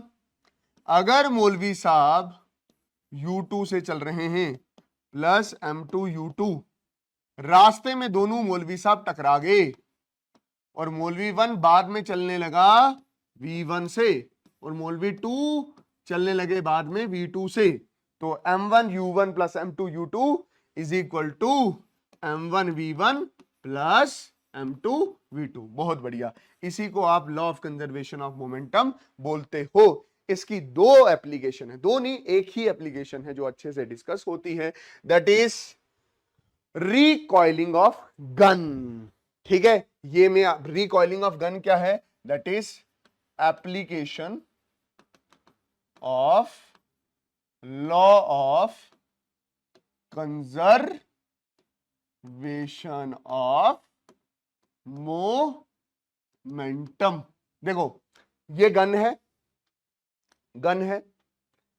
ये बुलेट है, देखा बुलेट है, ये बुलेट दिख रही होगी छोटी सी, ठीक है, बुलेट है, इसका मास मैंने m1 माना है। बुलेट का मास कितना, m1, that is mass of bullet. ठीक, ये बड़ी गन है, बड़ी गन है, that is m2, that is mass of gun मान लीजिए। ठीक है, अगर ये चीज समझ नहीं आ रही है मैं आपको दोबारा समझा देता हूं। ओहो हो, अरे कुछ और निकल गया यहाँ पे बाटा फूट गया यार मिटा देते हैं। ठीक, मैं क्या बोल रहा हूं, आराम से सुनना, मैं आपको जो बोलने की कोशिश कर रहा हूं उसको समझना। ये मेरे पास देख भाई साहब, इधर देख क्या चल रहा है यार, क्या चल रहा है, मार्कर सेलेक्ट नहीं हो रहा मास्टर से। ये मेरे पास गन है, ठीक है, गन में बुलेट पड़ी होती है, आपको पता है, ठीक है। M1 मास ऑफ बुलेट छोटा m, कहानी खत्म। M2 मास ऑफ गन बड़ा m। इनिशियली जो बुलेट है U1 रेस्ट में है और गन भी रेस्ट में है, U2 भी किस में है, रेस्ट में है। बाद में जब गन फायर हुई, मतलब जब मैंने क्या किया, गन को यूज किया और कड़क कड़क करने का मतलब क्या हो गया कि भाई साहब इसको चला दिया, तो आपने देखा कि भाई साहब हमारी बुलेट निकल के जा रही है आगे, शू शू, और हमारी जो गन है वो पीछे आ रही है। इसको बोलते हैं रिकॉइलिंग ऑफ गन। जब आपने बुलेट को शूट किया, गन वापस पीछे आई है, ठीक। ये M1 है जिसको मैंने छोटा m बोला है, ये M2 है जिसको मैंने बड़ा m बोला है, ठीक। आई बात समझ। अब मैं बोल रहा हूं फाइनली बुलेट जा रही है V1 से जिसकी रफ्तार क्या है, छोटा v, और गन पीछे आ रही है V2 से जिसको मैंने क्या बोल रखा है, दैट इज बड़ा V। मैं बड़ा V ऐसे कर देता हूं। अब according to law of conservation of momentum, according to law of conservation of linear momentum, ठीक, हमें पता है कि M1 U1 plus M2 U2 is equal to M1 V1 plus M2 V2। बढ़िया है। अब देखो M1 किसको माना है, M1 माना है छोटा बुलेट, U1 क्या है 0 प्लस M2 बड़ा, U2 क्या है 0 इज इक्वल टू M1 क्या है छोटा, ये किससे मूव कर रही है फाइनली, छोटी v से, प्लस M2 क्या है बड़ा, किससे मूव कर रहा है, बड़े v से। ये 0 0 0 0 0 हो गया, इज इक्वल टू m छोटा v प्लस m बड़ा v। अब इसको उठा के इधर आया, ये प्लस है तो इधर आएगा माइनस में, माइनस m छोटा v is equal to m into v। तो ये जो v है, ये जो v पीछे आने की वेलोसिटी है, इसी को आप रिकॉइलिंग वेलोसिटी कहते हो। तो ये जो रिकॉइलिंग वेलोसिटी है v, ये किसके बराबर है, v is equal to minus m v upon m। ठीक है, आई बात समझ। हाँ सर, जबरदस्त तरीके से समझ आया है। Recoiling velocity that is v is equal to minus m छोटा v अपॉन बड़ा m। देखो यहां पे ये जो नेगेटिव साइन है ये शो करता है कि गन रिकॉइल बैकवर्ड, कि गन रिकॉइल कैसे कर रही है, पीछे की तरफ। और अगर आप ध्यान से देखो कि भाई साहब मास ऑफ गन अगर बड़ा होगा तो ये रिकॉइलिंग वेलोसिटी क्या होगी, कम होगी। इसलिए जो अच्छी गन्ने होती हैं वो बारी होती हैं, उनका मास ज्यादा होता है और वो पीछे कम आती हैं। और इसीलिए जो सोल्जर्स होते हैं उनको ट्रेन इस तरह से किया जाता है कि उनका शोल्डर जबरदस्त हो, जिंदाबाद हो, ताकि जब गन पीछे आए तो उसके शोल्डर को कोई भी तकलीफ ना हो। अब क्या है, रॉकेट प्रोपल्शन, ये भी कहीं ना कहीं law of conservation of momentum की क्या है, law of conservation of momentum की एप्लीकेशन ही है। अगर आप देखो law of conservation of momentum, law of conservation of momentum, law of conservation of momentum, law of conservation of momentum, law of conservation of momentum, law of conservation of momentum, तो यहां पे हमने क्या use किया हुआ है, हमने use किया है Newton third law of motion किया हुआ है ना, Newton third law of motion. तो कहीं ना कहीं law of conservation of momentum Newton third law of motion से ही निकलता है। तो कहीं ना कहीं जो रिकॉइलिंग ऑफ गन है या रॉकेट प्रोपल्शन है, वो law of conservation of momentum की एप्लीकेशन तो है ही है, बट वो automatically Newton third law of motion की भी एप्लीकेशन है। ठीक है, इस चीज को भी समझना। अब रॉकेट प्रोपल्शन में आपको सीधा सीधा बताना है कि ये आपका रॉकेट है, इसका मलबा नीचे आता है, ये एक्शन है, और ये रिएक्शन की वजह से ऊपर जाता है। ठीक है, बढ़िया है। अच्छा, अब देखो रॉकेट के केस में आप देखना कि रॉकेट का जब जब रॉकेट ऊपर जा रहा है तो उसका फ्यूल खत्म हो रहा है, उसका सारा मलबा नीचे की तरफ आ रहा है। जब मलबा उसका नीचे की तरफ आ रहा है तो उसका मास ऊपर जाते वक्त क्या हो रहा है, कम हो रहा है। तो मतलब कभी कभी कुछ ऐसी बॉडीज होती हैं जब उस पर फोर्स लगती है, that is force is equal to M D V upon D T. ये पूरी जनरल फॉर्म लिखो सेकंड लॉ ऑफ मोशन की, F is equal to M D V upon D T plus V D M upon D T. कुछ ऐसे समझना इस चीज को, कुछ ऐसे केसेस होते हैं जैसे रॉकेट के केस में, वहां पे मास चेंज होता है, वहां पे डीएम होता है। ये डीएम इस केस के लिए, फैक्टर के लिए लिखा जाता है। जैसे मेरे पे कोई फोर्स लगेगी तो मेरा मास नहीं बदलेगा, बट जब रॉकेट खिंच के ऊपर की तरफ जा रहा होता है, उसका मलबा कम हो रहा होता है, उसका मास कम हो रहा होता है। तो ये मास चेंज होने वाला केस ये रॉकेट वाला है। तो इस केस में जो फोर्स लगेगी वो पूरी फोर्स का फॉर्मूला ये रहे। ठीक, अच्छा मेरी बात ध्यान से समझना। अब हम सीधा फ्रिक्शन पे आएंगे, बट फ्रिक्शन से पहले मैं आपको ना एक टॉपिक समझाना चाहता हूं जिसको मैं बोल रहा हूं types of forces. Types of forces, बहुत तरह की फोर्स होती है। ठीक है, बहुत तरह की फोर्स होती है, बहुत तरह की फोर्स। जैसे हमने बचपन से एक फोर्स पढ़ रखी है, जैसे ये मास है और ये मास है, तो ये मास इसको अपनी तरफ खींच रहा है, ये क्या है, that is force of gravitation. आई बात समझ? टाइप्स ऑफ फोर्स में फोर्स ऑफ ग्रेविटेशन। फिर हमने नॉर्थ पोल और साउथ पोल के बीच में भी एक फोर्स देखी, फोर्स ऑफ अट्रैक्शन देखी। ठीक है, इसको बोलते हैं मैग्नेटिक फोर्स। ठीक है, आई बात समझ? एक और फोर्स देखोगे, एक फोर्स आप, ये स्प्रिंग है, एक स्प्रिंग को खींचो ऐसे बाहर की तरफ, तो स्प्रिंग के अंदर भी एक अंदर की तरफ एक फोर्स डेवलप हो जाएगी जो वापस इसको ऐसे लाएगी, दैट इज स्प्रिंग फोर्स। इसका फॉर्मूला होता है दैट इज माइनस के इंटू एक्स। आई बात समझ? अब इसको मैं डिटेलिंग करूंगा कहां पे, वर्क एनर्जी पावर वाले चैप्टर में। ठीक है, इस चीज को समझ लेना। एक्स होता है कितना खींचा, और के होता है स्प्रिंग कांस्टेंट। ठीक, और कौन कौन सी फोर्स है, और भी बहुत तरह की फोर्स है। जैसे जब कभी भी आप किसी को टच करोगे, मतलब जैसे मैंने इस बोर्ड को टच किया, तो मैंने बोर्ड पे फोर्स लगाया, बोर्ड ने मेरे पे फोर्स लगाया। ठीक है, इसको बोलते हैं कांटेक्ट फोर्स। कांटेक्ट फोर्स, और कांटेक्ट फोर्स में एक बड़ी मशहूर फोर्स है, दैट इज जैसे कोई मास रखा हुआ है, इसका वेट ऐसे mg नीचे लग रहा है, और एक ये टच कर लिया तो इसके ऊपर एक कांटेक्ट फोर्स नॉर्मल लग रहा होगा। तो नॉर्मल एक तरह का क्या है, कांटेक्ट फोर्स है। ठीक है, उसी तरह से एक और फोर्स होता है, एक और फोर्स होता है जो किसी दूसरे बॉडी के मोशन को रोकता है, उसको आप बोलते हो फ्रिक्शनल फोर्स।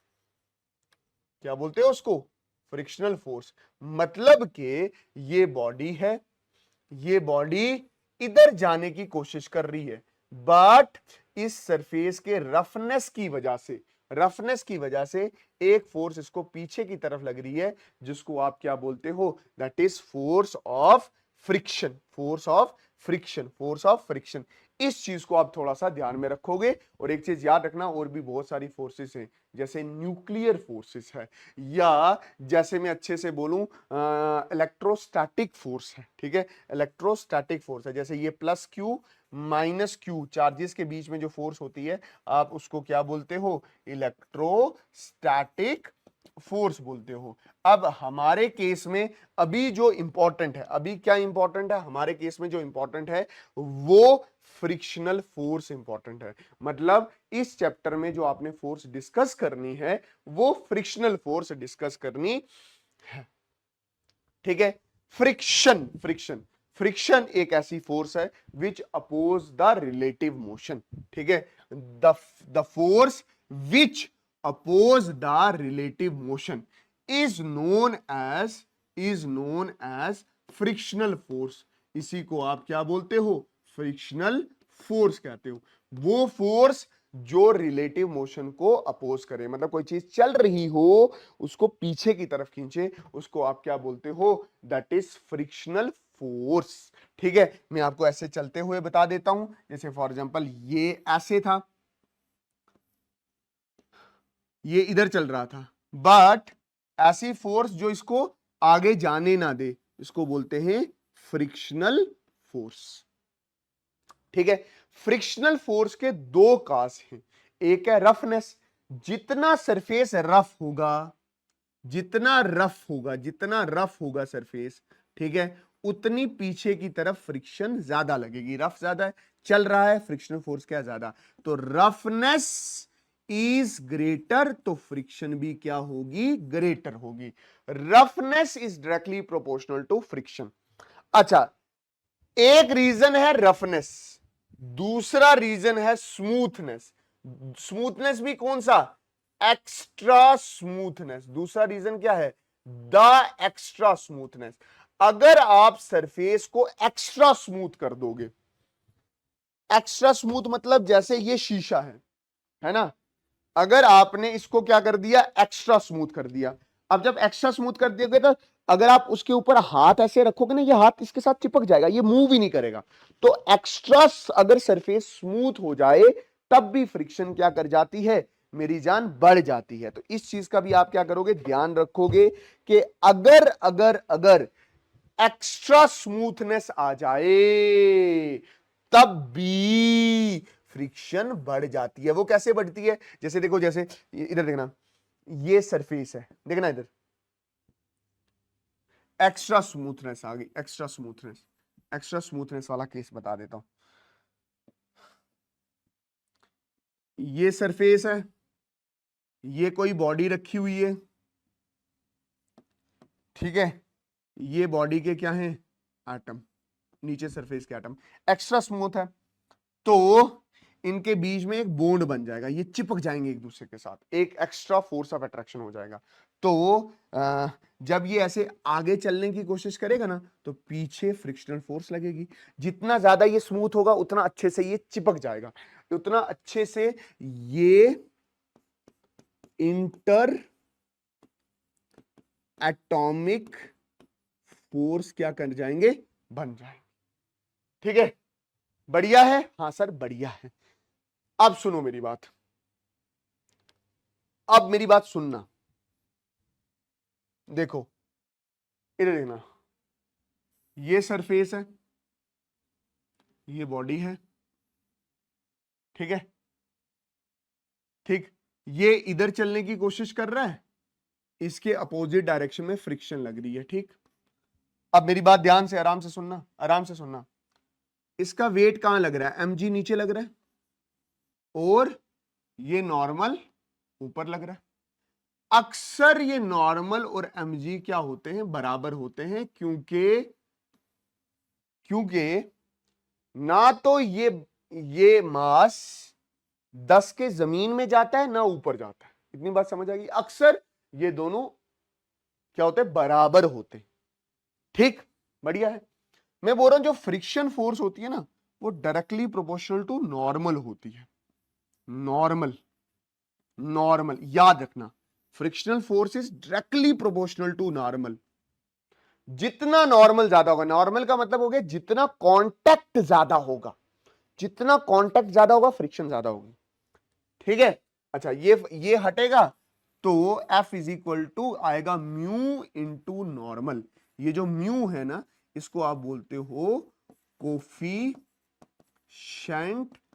Of friction. बढ़िया है, जल्दी कमेंट में इसकी यूनिट बताओ जल्दी से। कोफिशिएंट ऑफ फ्रिक्शन की जो यूनिट बताएगा मैं कमेंट सेक्शन में, मां कसम जो बताएगा उसको मैं पर्सनली कांटेक्ट करूंगा, बता के अपना नंबर डाल देना।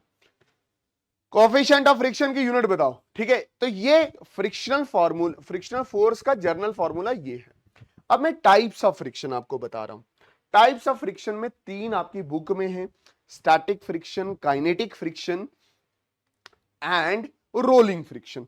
मेरी बात बिल्कुल ध्यान से अच्छे से समझना। स्टैटिक फ्रिक्शन क्या होता है? The frictional force which act when body is at rest. मतलब वो फ्रिक्शनल फोर्स जो एक्ट करे जब बॉडी किस में हो? रेस्ट में हो, ठीक है। जैसे आपके सामने एक बहुत बड़ी अलमीरा रख रखी है, ये सामने, ठीक है। आपने इसको ऐसे एक्सटर्नल फोर्स लगाई, ये बाहर से आप जो लगा रही हो ये एक्सटर्नल फोर्स लग रही है। ये क्या लग रही है? एक्सटर्नल फोर्स लग रही है, ठीक है। आपने लगाई 10 न्यूटन। आपने कितनी लगाई? 10 न्यूटन। तो स्टैटिक फ्रिक्शन भी लगेगा, तो स्टैटिक फ्रिक्शन यहां से निकलेगा, यहां पे लगा, दैट इज 10 न्यूटन, ठीक है। ये जो लगा रहे हो ना आप, ये एफ एक्सटर्नल लगा रहे हो, इस चीज का आप ध्यान रखना। और ये वाली जो लग रही है ना, ये एफ स्टैटिक लग रही है, मतलब फ्रिक्शनल फोर्स स्टैटिक लग रही है या स्टैटिक फ्रिक्शन लग रही है, ठीक है। मैं इसको एफ एस भी लिख सकता हूं, ठीक है। स्टैटिक फ्रिक्शन को मैं क्या लिख रहा हूं? छोटा एफ इंटू एस, ये स्टैटिक फ्रिक्शन। और देखो बॉडी चली नहीं है, इधर से 10 लगी, इधर से मैं अलमीरा को धक्का मार रहा हूं, एक्सटर्नल फोर्स, यहां से 10 तो उधर से भी कितना? 10। यहां से 50 न्यूटन, तो वहां से भी कितने की लगी? 50 न्यूटन। ये भी स्टैटिक फ्रिक्शन ही लग रही है। यहां से लगी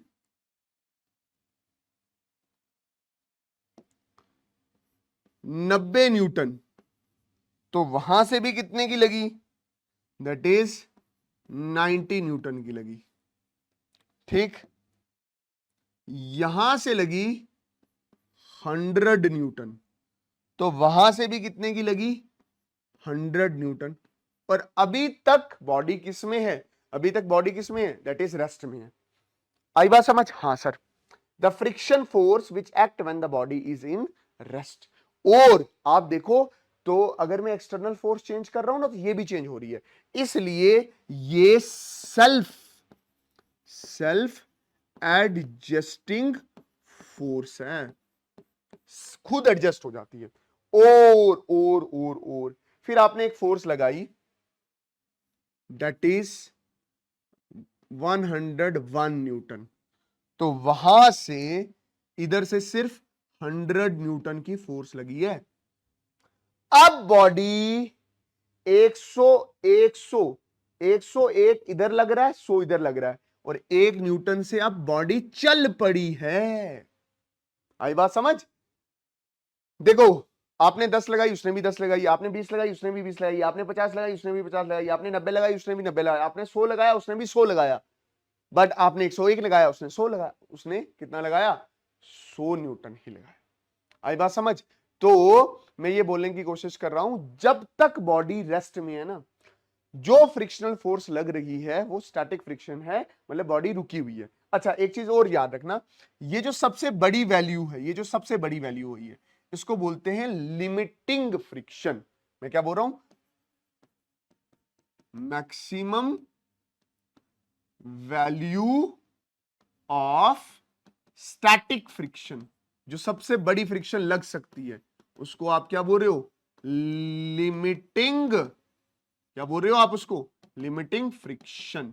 इसको FLB बोलते हैं, FLB बोलते हैं, ठीक है। अच्छा अगर कहीं आपसे स्टैटिक फ्रिक्शन का फॉर्मूला पूछे तो क्या लिखोगे? Static friction is equal to mu static into normal,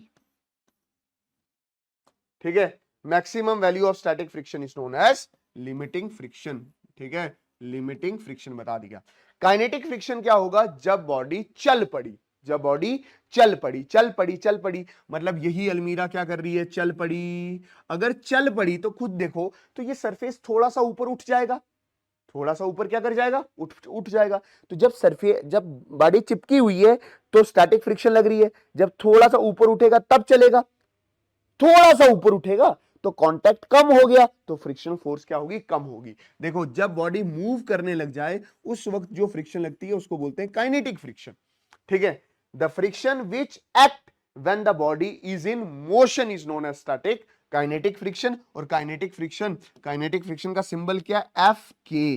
और अगर आप ध्यान से देखो तो स्टैटिक फ्रिक्शन जो होता है वो ज्यादा होता है काइनेटिक फ्रिक्शन से। सर ऐसा क्यों होता है, ऐसा इसलिए होता है क्योंकि जब बॉडी मोशन में है, जब बॉडी मोशन में है तो उसने अपना सरफेस छोड़ दिया है, जिसकी वजह से फ्रिक्शनल फोर्स क्या हो जाती है, कम हो जाती है। अच्छा एक चीज मैं और आपको करवाना चाहूंगा, इधर देखना, मैंने क्या बोला आपको, मैंने बोला कि भाई साहब जो स्टैटिक फ्रिक्शन है वो ज्यादा है किससे, काइनेटिक फ्रिक्शन से, है ना। और काइनेटिक फ्रिक्शन, ये काइनेटिक फ्रिक्शन कहां है, काइनेटिक फ्रिक्शन, तो काइनेटिक फ्रिक्शन क्या होगा, that is mu kinetic into normal. जैसे स्टैटिक फ्रिक्शन क्या होता था, म्यू स्टैटिक इनटू नॉर्मल, तो ये क्या है, kinetic friction is equal to mu kinetic into normal. अब देखना आराम से, इसको क्या लिखूंगा, mu static into normal greater than that of mu kinetic into normal. ये नॉर्मल नॉर्मल कैंसल, याद रखना जो म्यू स्टैटिक होता है वो बड़ा होता है किसका, म्यू काइनेटिक का। आगे एक बार एक जगह लिखा हुआ आएगा, कंफ्यूज नहीं होना। रोलिंग फ्रिक्शन क्या होगा, the frictional force act when the body rolls. जैसे ये है, ये से रोल कर रहा है, इसकी वेलोसिटी इधर, तो फ्रिक्शनल फोर्स कहां लग रही होगी, आगे। The frictional force act when the body is rolling. अब इसका आता है ग्राफ, ग्राफ में ये तो बनाया हुआ ग्राफ है बट मैं ग्राफ यहां पे बनाना चाहता हूं। एक तरफ है फ्रिक्शनल फोर्स, एक तरफ है एक्सटर्नल फोर्स। आप सबको पता है, सबको पता है, जैसे जैसे एक्सटर्नल फोर्स बढ़ती है फ्रिक्शनल फोर्स बढ़ती है। देखना जैसे ये मैंने किया 10 न्यूटन, तो इस साइड से भी कितनी लगी थी, 10 न्यूटन। और ये वाली जो फोर्स लग रही थी, ये कौन सी फोर्स लग रही थी, स्टैटिक, ये एफ एक्सटर्नल लग रही थी। आई बात समझ। यहां पे मैंने किया 50 न्यूटन, तो यहां पे भी कितनी होगी थी, 50 न्यूटन। यहां पे मैंने किया 90 न्यूटन, तो यहां पे भी कितनी आ गई थी, 90 न्यूटन। अच्छा यहां पे मैंने डाला 100 न्यूटन, तो यहां पे भी कितना आ गया था, 100 न्यूटन। अगर आप थोड़ा सा जोड़ो इसको तो ये स्ट्रेट लाइन बनती हुई नजर आएगी। ठीक है, जोड़ो जोड़ो जोड़ो जोड़ो जोड़ो जोड़ो जोड़ो, स्ट्रेट ही बननी चाहिए, स्ट्रेट ना बनी तो दोबारा बनानी पड़ सकती है मास्टर तुझे। ये ऐसे बनेगी। अब मैंने क्या बोला कि जो सबसे बड़ी फोर्स होगी, ये वाली जो सबसे बड़ी फोर्स है, ये लिमिटिंग फ्रिक्शन है। उसके बाद आती है काइनेटिक फ्रिक्शन। काइनेटिक फ्रिक्शन इससे तो कम होगी और वो कांस्टेंट चलती है, दैट इज म्यू काइनेटिक। अच्छा ये कम क्यों होगी, इससे कम इसलिए होगी क्योंकि दो सरफेस एक दूसरे को छोड़ गए थे, और ये क्या है, दैट इज स्टैटिक फ्रिक्शन। बढ़िया है। इसके बाद है लॉज ऑफ फ्रिक्शन। जितने लॉज में इधर बता रहा हूं उतने ही आप दिमाग में रखोगे। ये क्या बोल रहा है, the friction of a moving object is proportional and perpendicular to the normal. क्या बोल रहा है कि भाई साहब ये बॉडी है ना एम, अगर ये वी कर रही, ऐसे मूव कर रही है, तो ये फ्रिक्शन इधर लग रही है, तो ये जो फ्रिक्शन है ये डायरेक्टली प्रोपोर्शनल टू नॉर्मल है। यही तो पहले बता दिया मैंने। अच्छा नॉर्मल ऐसे लगता है, तो नॉर्मल और फ्रिक्शन के बीच में एंगल कितना है, परपेंडिकुलर है, मतलब 90 डिग्री है। ठीक है, the friction experience by the object is dependent on the nature of the surface it is in contact. जो फ्रिक्शन है वो नेचर ऑफ सरफेस पे डिपेंड करेगी और सरफेस के रफनेस पे क्या करेगी, डिपेंड करेगी। ये आपको पता है। देखो स्मूथ, कम फ्रिक्शन, ठीक है, फिर वुडन फ्लोर, फिर थोड़ी सी ज्यादा हुई, फिर रफ सैंड पेपर आ गया, तो फ्रिक्शन क्या करेगी, और ज्यादा बढ़ेगी। ठीक है, रफनेस बढ़ेगी तो फ्रिक्शन बढ़ेगी। Kinetic friction is independent of velocity, कि जो काइनेटिक फ्रिक्शन होती है वो बॉडी के मोशन पे डिपेंड नहीं करती। The coefficient of the static friction is greater than that of the coefficient of the kinetic friction. ये मैंने आपको बताया, coefficient of static friction is greater than that of the coefficient of kinetic friction. Sir ये रहा, ये मैंने आपको पीछे प्रूव करके इसका बताया कि स्टैटिक फ्रिक्शन का कोफिशिएंट काइनेटिक फ्रिक्शन का कोफिशिएंट से क्या होता है, ज्यादा होता है। एडवांटेज ऑफ फ्रिक्शन, फ्रिक्शन की वजह से क्या क्या हो सकता है, हम वॉक कर सकते हैं यार, हम लिख सकते हैं, ये सारा किसकी वजह से हो रहा है, फ्रिक्शन की वजह से। Friction enable us to walk freely, it help to support ladder against the wall. देखो जैसे फॉर एग्जांपल आपने सीढ़ी लगाई, आपने क्या लगाई, सीढ़ी लगाई, सीढ़ी, तो वो जो सीढ़ी के नीचे वाले हिस्से हैं वो फ्रिक्शन की वजह से वहां पे टिके हुए हैं, ठीक है। अच्छा, you can write, writing friction की वजह से। Brakes of vehicle work due to friction, मतलब गाड़ी रुकती है किसकी वजह से, फ्रिक्शन की वजह से। आप खुद सोचो, अगर फ्रिक्शन ना हो, आय हाय हाय, अगर फ्रिक्शन ना हो, अगर बोल रहा हूं फ्रिक्शन ना हो तो कोई भी चलती चीज रुक नहीं सकती। डिसएडवांटेज ऑफ फ्रिक्शन, फ्रिक्शन की वजह से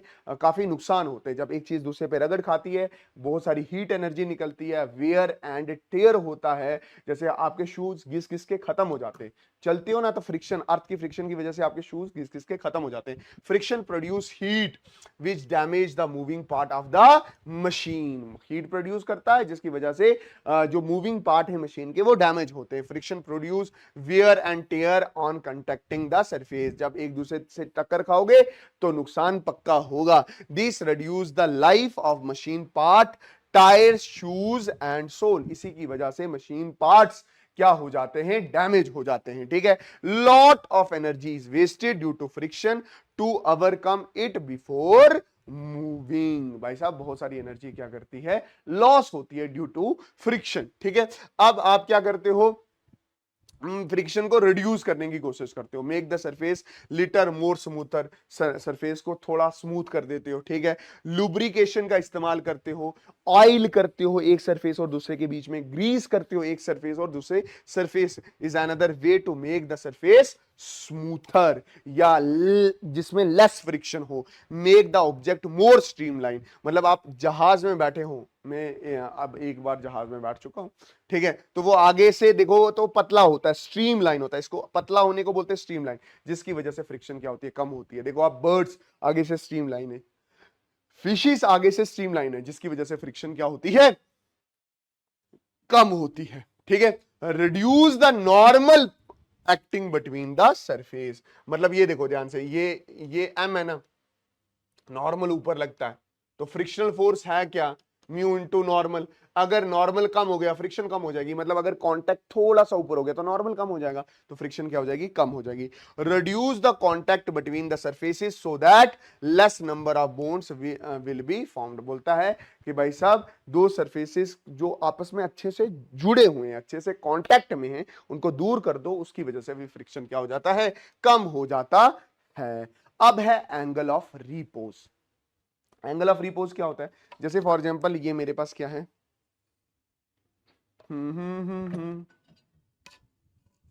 अब देखना, एंगल ऑफ रिपोज, ये मेरे पास कोई ऑब्जेक्ट है, कोई अच्छे वाला ऑब्जेक्ट रखेंगे, ये ऑब्जेक्ट रखा, दिखा ऑब्जेक्ट, हाँ, मैं बोल रहा हूं इस सरफेस को मैं इतना उठाऊं कि ये जस्ट यहां से क्या कर दे, नीचे की तरफ स्लाइड होने लग जाए। मैंने क्या बोला, मैं इस ऑब्जेक्ट को, इस ऑब्जेक्ट को, मतलब ये नीचे वाले सरफेस को इतना उठाऊं कि भाई साहब ये वाला जो ऊपर वाला रखा हुआ ऑब्जेक्ट है वो जस्ट क्या करने लग जाए, नीचे की तरफ स्लाइड करने लग जाए, ठीक है। एंगल ऑफ रिपोज क्या हो गया, angle the minimum angle when the body just start sliding, ये मैंने सरफेस को इतना उठाया कि ये जस्ट स्टार्ट करे स्लाइड करना, ठीक है। आपको पता है कि एक फोर्स mg इस पे इधर लग रही है, और जब ये नीचे जस्ट स्लाइड करेगा, जस्ट स्लाइड करेगा, तो इसके पीछे की तरफ एक फोर्स लगेगी जिसको आप फ्रिक्शनल फोर्स लग कर, ठीक है।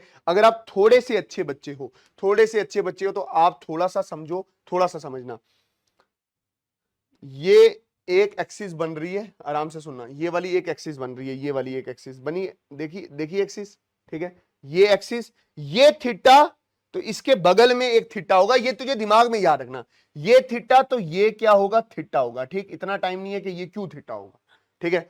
इस mg के दो कंपोनेंट आ जाएंगे, एक थीटा की तरफ क्या आ जाएगा, mg cos थीटा, और एक थीटा के इस तरफ जो होगा, ये नीचे लाने वाला जो होगा, ये होगा mg sin थीटा। अब देखो mg sin थीटा इसको नीचे लाएगा और फ्रिक्शन इसको पीछे ले जाएगा, ठीक है। जब जस्ट स्लाइडिंग होगा ना, जब जस्ट स्लाइडिंग हो, जब जब क्या होगा, जस्ट स्लाइडिंग होगा, तो याद रखना mg sin थीटा जो होगा वो किसके बराबर होगा, वो फ्रिक्शन के बराबर होगा, ठीक है। आई बात समझ? हाँ सर, आराम से सुनना पहले। mg sin theta is equal to friction force का फॉर्मूला क्या होता है, friction is equal to mu into normal, friction is equal to mu. Normal की जगह क्या लिख सकते हैं, नॉर्मल तो ये परपेंडिकुलर लग रहा है, ये नॉर्मल, ये नॉर्मल, ये नॉर्मल, नॉर्मल किसकी जगह किसके बराबर आ रहा है, mg cos थीटा के, तो नॉर्मल किसके बराबर आ गया, mg cos थीटा के। तो f की जगह क्या लिखूंगा, म्यू, है ना, f की जगह म्यू mg cos थीटा, है ना, ये mg कैंसल, cos थीटा इधर आ जाएगा, sin theta upon cos theta, ये क्या हो जाएगा, mu. sin theta upon cos theta क्या होता है, tan थीटा, किसके बराबर, म्यू के बराबर, ठीक। इसी को आप क्या बोलते हो, एंगल ऑफ रिपोज। और याद रखना ये हमारा PYQ पूछा हुआ है, PYQ पूछा हुआ है। इस चीज को आप ध्यान में रखना, जो मैंने बोल दिया ये इंपॉर्टेंट है, तो ये इंपॉर्टेंट है भाई साहब। इसके बाद हमारे पास बहुत खूबसूरत टॉपिक है, दैट इज सेंट्रीपिटल फोर्स, और ये PYQ है, 2024 में पूछा हुआ सवाल है, आगे मैं आपको बताऊंगा। और मोस्ट इंपॉर्टेंट टॉपिक है, नॉर्मल टॉपिक तो मास्टर लाएगा नहीं, तो ध्यान इधर रखना। क्या बोल रहा हूं मैं कि भाई साहब सेंट्रीपिटल फोर्स वो फोर्स है जो किसी भी ऑब्जेक्ट को सर्कुलर मोशन में रखती है। जैसे फॉर एग्जांपल मैं ये बोल रहा हूं कि भाई साहब ये मेरे पास बॉल है, इसको मैंने घुमा दिया, ये घूमने लग गया सर्कुलर मोशन में या सर्कुलर पाथ में। सेंट्रीपिटल फोर्स वो फोर्स है जो इस ऑब्जेक्ट को सर्कुलर मोशन में रखती है या सर्कुलर पाथ में रखती है ड्यूरिंग सर्कुलर मोशन। तो मैं क्या बोल रहा हूं, the centripetal force is the force on an object on a circular motion that keeps the object moving on the path and it always acts towards the center। आई बात समझ? हाँ sir, बहुत बढ़िया। ये ऐसे ऐसे ऐसे ये इधर पहुंचा बॉल, तो इसको इसे सर्कुलर मोशन में रखने के लिए एक फोर्स लगती है जिसको आप सेंट्रीपिटल फोर्स कहते हो। और सेंट्रीपिटल फोर्स हमेशा हमेशा हमेशा टूवर्ड्स द सेंटर लगती है। अच्छा, ये डेरिवेशन पूछता है सेंट्रीपिटल फोर्स की, वो डेरिवेशन कैसे करनी है? याद रखना, हमने एक एक्सेलरेशन पढ़ा था पिछले चैप्टर में, सेंट्रीपिटल एक्सेलरेशन। वो क्या होता है, v स्क्वायर अपॉन r होता है। ये तुझे भी पता है, मुझे भी पता है। इसकी डेरिवेशन पूरी करनी है, इसकी पूरी डेरिवेशन आपने करनी है।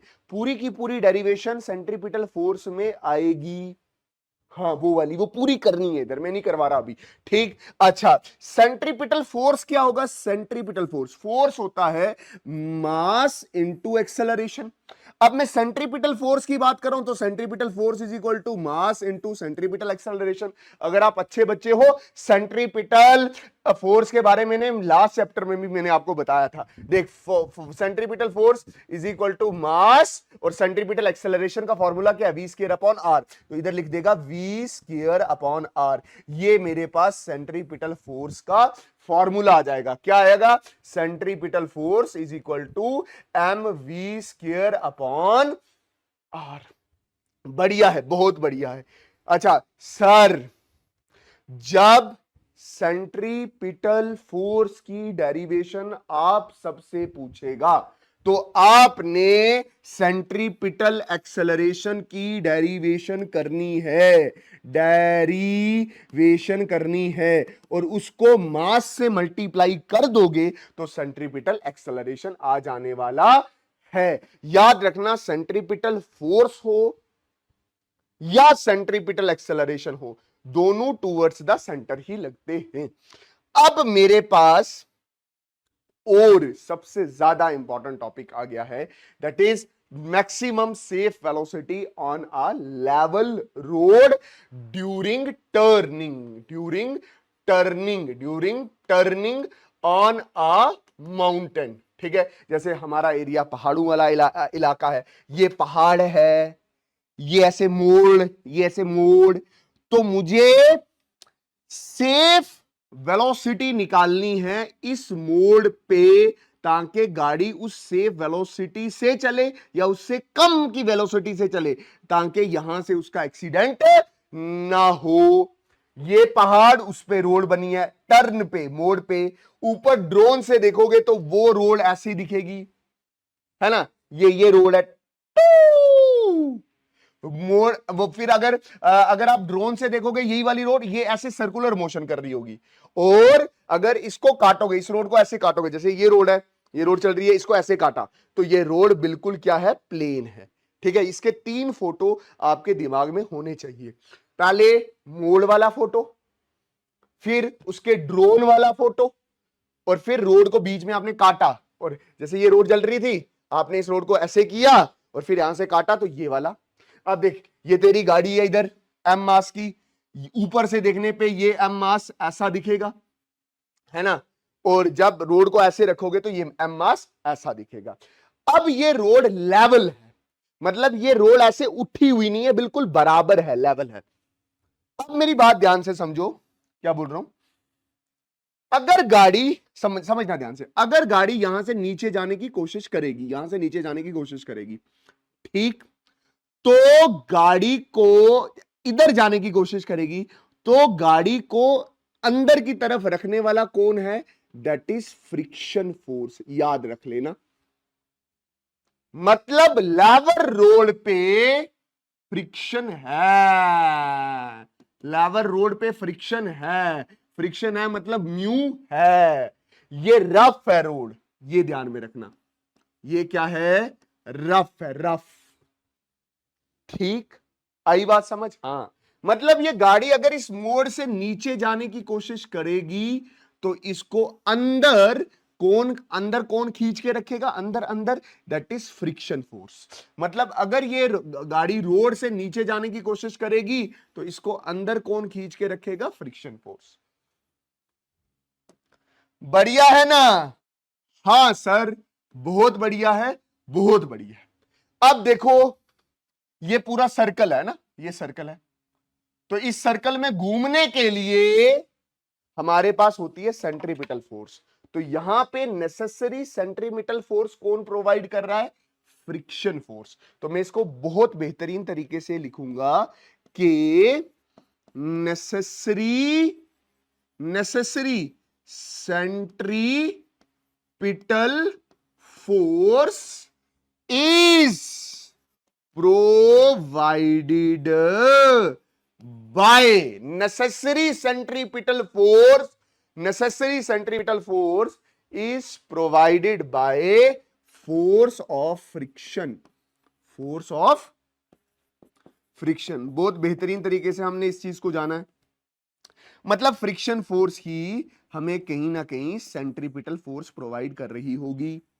आप देखो, ये गाड़ी ऐसे लग रहा है गोल गोल घूम रही है, और अंदर की तरफ कौन सी फोर्स लग रही है, सेंटर की तरफ कौन सी फोर्स लग रही है, फ्रिक्शन फोर्स। वही सेंट्रीपिटल फोर्स प्रोवाइड करेगी। अब इस इक्वेशन का इस्तेमाल करके मैक्सिमम सेफ वेलोसिटी निकालना है। ये पहला पार्ट आपको करवा रहा हूं, ये ऐसे भी पूछ सकता है maximum safe velocity on a level road during turning. ठीक, अच्छा, इतनी बात समझ आ गई। हाँ, जबरदस्त तरीके से समझाइए। देखना इधर, मैं बोल रहा हूं friction force is equal to necessary centripetal force. Friction force होता है mu into normal is equal to centripetal force. क्या होगा, centripetal force is equal to M v square upon r. यही होता है। हाँ सर, अब तू ध्यान से देख, फ्रिक्शन फोर्स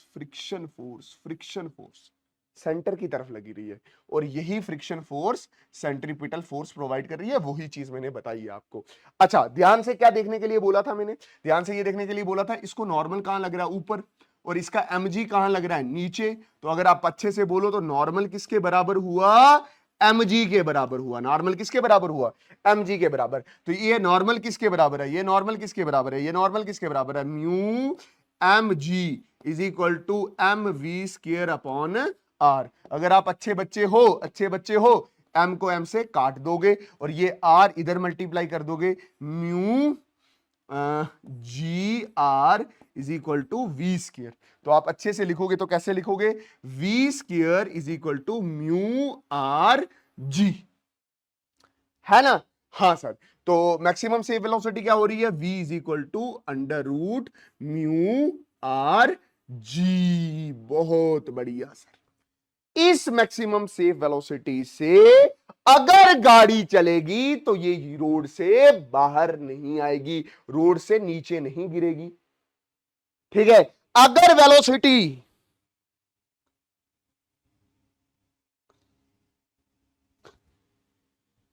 अरे ये क्या था? ये क्या है? अपन तो डर गया। ठीक है, अच्छा इधर ये मैक्सिमम वेलोसिटी है जिससे वो चलेगा तो एक्सीडेंट नहीं होगा।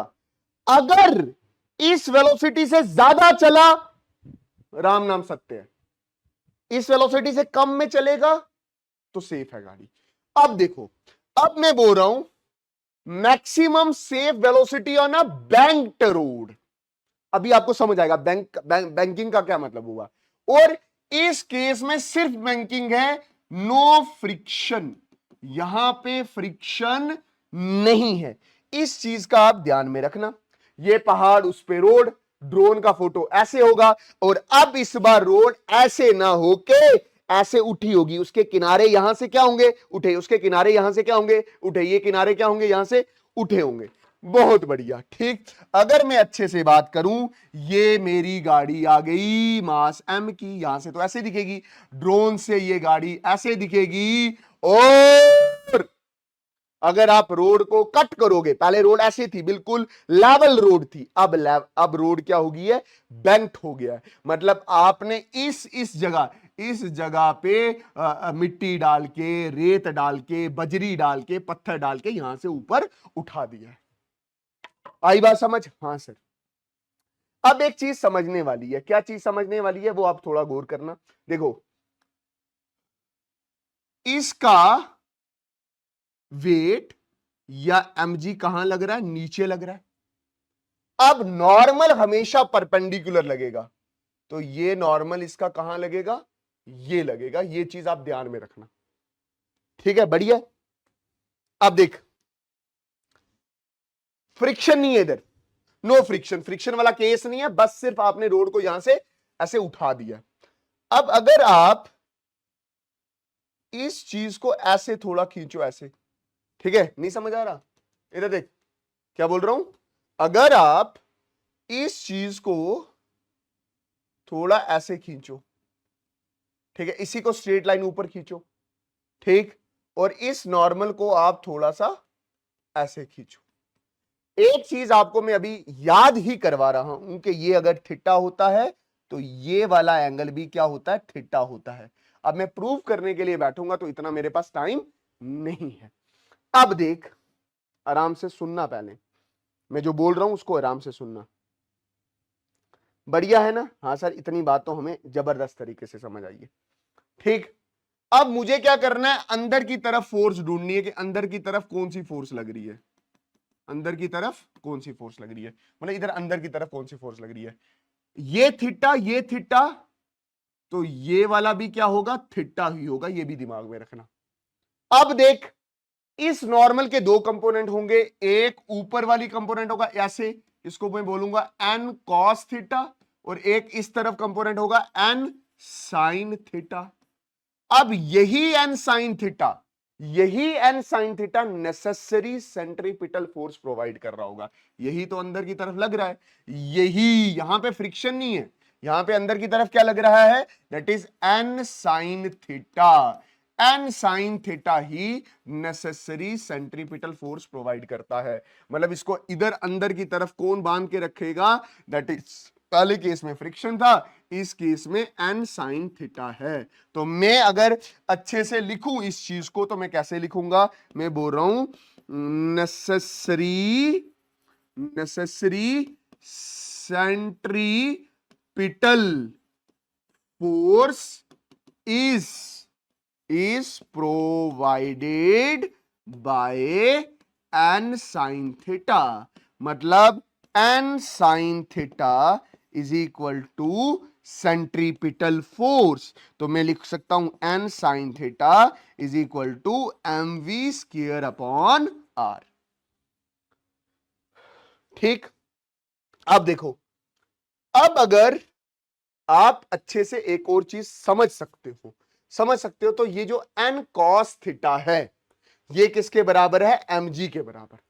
ये वाली इक्वेशन नंबर आ गई फर्स्ट, और मैं ऐसे लिख सकता हूं n cos theta is equal to mg, ये आ गई इक्वेशन नंबर सेकंड। और अब क्या करोगे आप, बहुत प्यार से ये लाइन जैसे हमारी ना, इसी प्यार से आपने सुनना है। मैं बोल रहा हूं divide both first and second equation, दोनों को क्या कर दो, डिवाइड। ये आ गया मेरे पास क्या, n sine theta upon n cos theta, दोनों को डिवाइड किया, और नीचे क्या आ जाएगा, m v square upon r, और नीचे डिवाइड में क्या है, एम जी, है ना। अगर मैं अच्छे से बोलूं तो कैसे आएगा, ये आएगा m v square upon r and whole divided by, इसको डिवाइड करना है mg के साथ। ठीक है, बढ़िया है। अब एक चीज देखो, ये n से n कैंसल, यहां पे मेरे पास क्या बचा, sine theta upon cos theta is equal to, इधर क्या बचा, m v square upon r, और ये नीचे ही इधर डिवाइड हो जाएगा mg, m से m कैंसल। ठीक, sign theta upon cos theta, sir हम जानते हैं tan थीटा होता है, ये क्या हो जाएगा, v square upon are g. ठीक, इस आर जी को इधर मल्टीप्लाई किया, r g tan theta is equal to v square, ये स्क्वायर है इधर आ जाएगा under root r g tan theta is equal to v. ये मैक्सिमम सेफ वेलोसिटी है। अगर इस मैक्सिमम सेफ वेलोसिटी से चलेगा तो गाड़ी कभी भी एक्सीडेंट नहीं होगी। इससे कम में भी चलेगा तब भी गाड़ी एक्सीडेंट नहीं होगी। अगर इससे ज्यादा चलेगा तो गाड़ी भी गया, वो भी गया, उसकी वाइफ भी गई, उसके बच्चे भी गए, वो भी गया, दुनिया से गया। हाँ, और 4 दिन के बाद उसका क्या होगा आपको पता है, 40 दिन के बाद क्या होगा आपको भी पता है। बढ़िया सर, इतना इतना नहीं बोलना। ये हमारा maximum safe velocity on a bent road हुआ खत्म। अब मैक्सिमम सेफ वेलोसिटी निकालनी है। मैं क्या बोल रहा हूं, मैक्सिमम सेफ वेलोसिटी निकालनी है on a bent as well as a frictional road. भाई समझ आई बात, समझ नहीं। पहले केस में क्या था, सिर्फ फ्रिक्शन था, लेवल था। दूसरे केस में सिर्फ बैंकिंग थी। अब फ्रिक्शन भी है, अब क्या है, अब फ्रिक्शन भी है और साथ साथ में बैंकिंग भी है। अब दोनों को आपको मर्ज करके पढ़ना है। आपको पता है पहाड़ है, पहाड़ पे आपकी गाड़ी चल रही है, ऐसे दिखेगी। ऊपर ड्रोन से आपकी गाड़ी ऐसे दिखेगी। हाँ, अब बैंकिंग हुई है, मतलब आपने इनके किनारों पे कोई पत्थर, स्टोन, मिट्टी, सॉइल से ये किनारा थोड़ा सा मोटा कर दिया है। ये तो है, बैंकिंग भी है। बैंकिंग के साथ फ्रिक्शन भी है। आपको पता है mg इसको नीचे लग रहा होगा, ये नॉर्मल है। अब गाड़ी जब यहां से ऐसे खिसकने की कोशिश करेगी, ऐसे बाहर की तरफ, तो है ना, ऐसे बाहर, मोड़ से बाहर निकलने की कोशिश करेगी, तो फ्रिक्शन फोर्स इसको कहां लगेगी, इधर। ये आ गया भाई साहब किसका खेला, फ्रिक्शन का। अब ये वाली फोर्स पिछले वाले केस में नहीं थी भाई साहब, नहीं थी, नहीं थी, नहीं थी, नहीं थी। यही एक्स्ट्रा फोर्स है जो आई है, और अब हमें इसी के साथ खेलना है। बढ़िया है। अच्छा देख देख देख देख, ये ऐसे जाएगा, एक्स एक्सिस ऐसे कर लिया। अब इसी को ऐसे ऊपर खींच दे, जैसे मैं बता रहा हूं वैसे ही करना है। वाई एक्सिस ऊपर खींच दी, है ना। बढ़िया है, हाँ सर बढ़िया है। इसको थोड़ा ऐसे पीछे की तरफ खींच ले, ऐसे ऐसे ऐसे ऐसे ऐसे, ठीक। अब तुझे पता है, मैंने तुझे बता रखा है, अगर ये थीटा होगा तो कोनो ये थीटा होगा, ये थीटा होगा तो कोनो ये थीटा होगा। आई बात समझ? हाँ सर, इतनी बात हमें जबरदस्त तरीके से समझ आई है। अगर आप ये थीटा होगा ना तो ये वाला एंगल भी क्या होगा? थीटा होगा। ये चीज आपको दिमाग में रखनी है। जिस बच्चे को ये चीज दिमाग में आ जाती है ना कि भाई साहब ये थीटा है, ये थीटा है, और फिर ये थीटा है, ये वर्टिकली अपोजिट, आप इतना याद रखो, ये थीटा है तो ये वाला थीटा होगा, ये वाला थीटा होगा, ये वाला थीटा होगा, वर्टिकली अपोजिट एंगल। ये थीटा है तो ये भी थीटा होगा, अल्टरनेट इंटीरियर एंगल। अब आप देखो कि भाई साहब सेंटर की तरफ कौन सी फोर्स लग रही है। अब देखो ये एन है तो एन का एक कंपोनेंट इधर लग रहा है, ये एन का एक कंपोनेंट, तो ये इधर इधर कौन सा कंपोनेंट आ रहा है? एन का ये आ रहा है, that is N sine theta. आई बात समझ? हाँ सर, एन साइन थीटा अंडर की तरफ लग रहा है। फ्रिक्शन का एक कंपोनेंट इधर आ रहा है तो ये क्या लग रहा है? एफ कॉस थीटा अंदर लग रहा है। मतलब इस बार सेंट्रीपिटल फोर्स जो प्रोवाइड करेगा वो दो फोर्सेस हैं। कौन कौन सी है? पहले तो सिर्फ एन साइन थीटा था, बट अब फ्रिक्शन का कॉस थीटा भी ये काम कर रहा होगा। तो याद रखना, क्या लिख रहा हूं मैं? Necessary centripetal force is provided by n sin theta and f cos theta। Necessary के स्पेलिंग मैंने आप सबके लिए गलत लिखे हैं, ठीक करो इसको। बढ़िया, ठीक है। तो मैं आपको क्या बोलूंगा कि भाई साहब n sin theta plus f cos theta मिलके सेंट्रीपिटल फोर्स प्रोवाइड कर रहे हैं। तो मैं क्या लिखूंगा? N sine theta plus f cos theta is equal to centripetal force क्या होता है? M v square upon r. बढ़िया, मैं बोल रहा हूं जी बहुत बढ़िया है, बहुत बढ़िया। आप और सुनो, अब देखो ये अंदर वाली फोर्सेस के बारे में बात होगी। अब देख, अब एन का एक कंपोनेंट ये इधर था और फ्रिक्शन का एक कंपोनेंट इधर था, ये दोनों मिलके सेंट्रीपिटल फोर्स प्रोवाइड कर रहे थे। अब नॉर्मल का एक कंपोनेंट, ये जो नॉर्मल है इसका एक कंपोनेंट इधर होगा, ये मैं क्या बोल रहा हूं?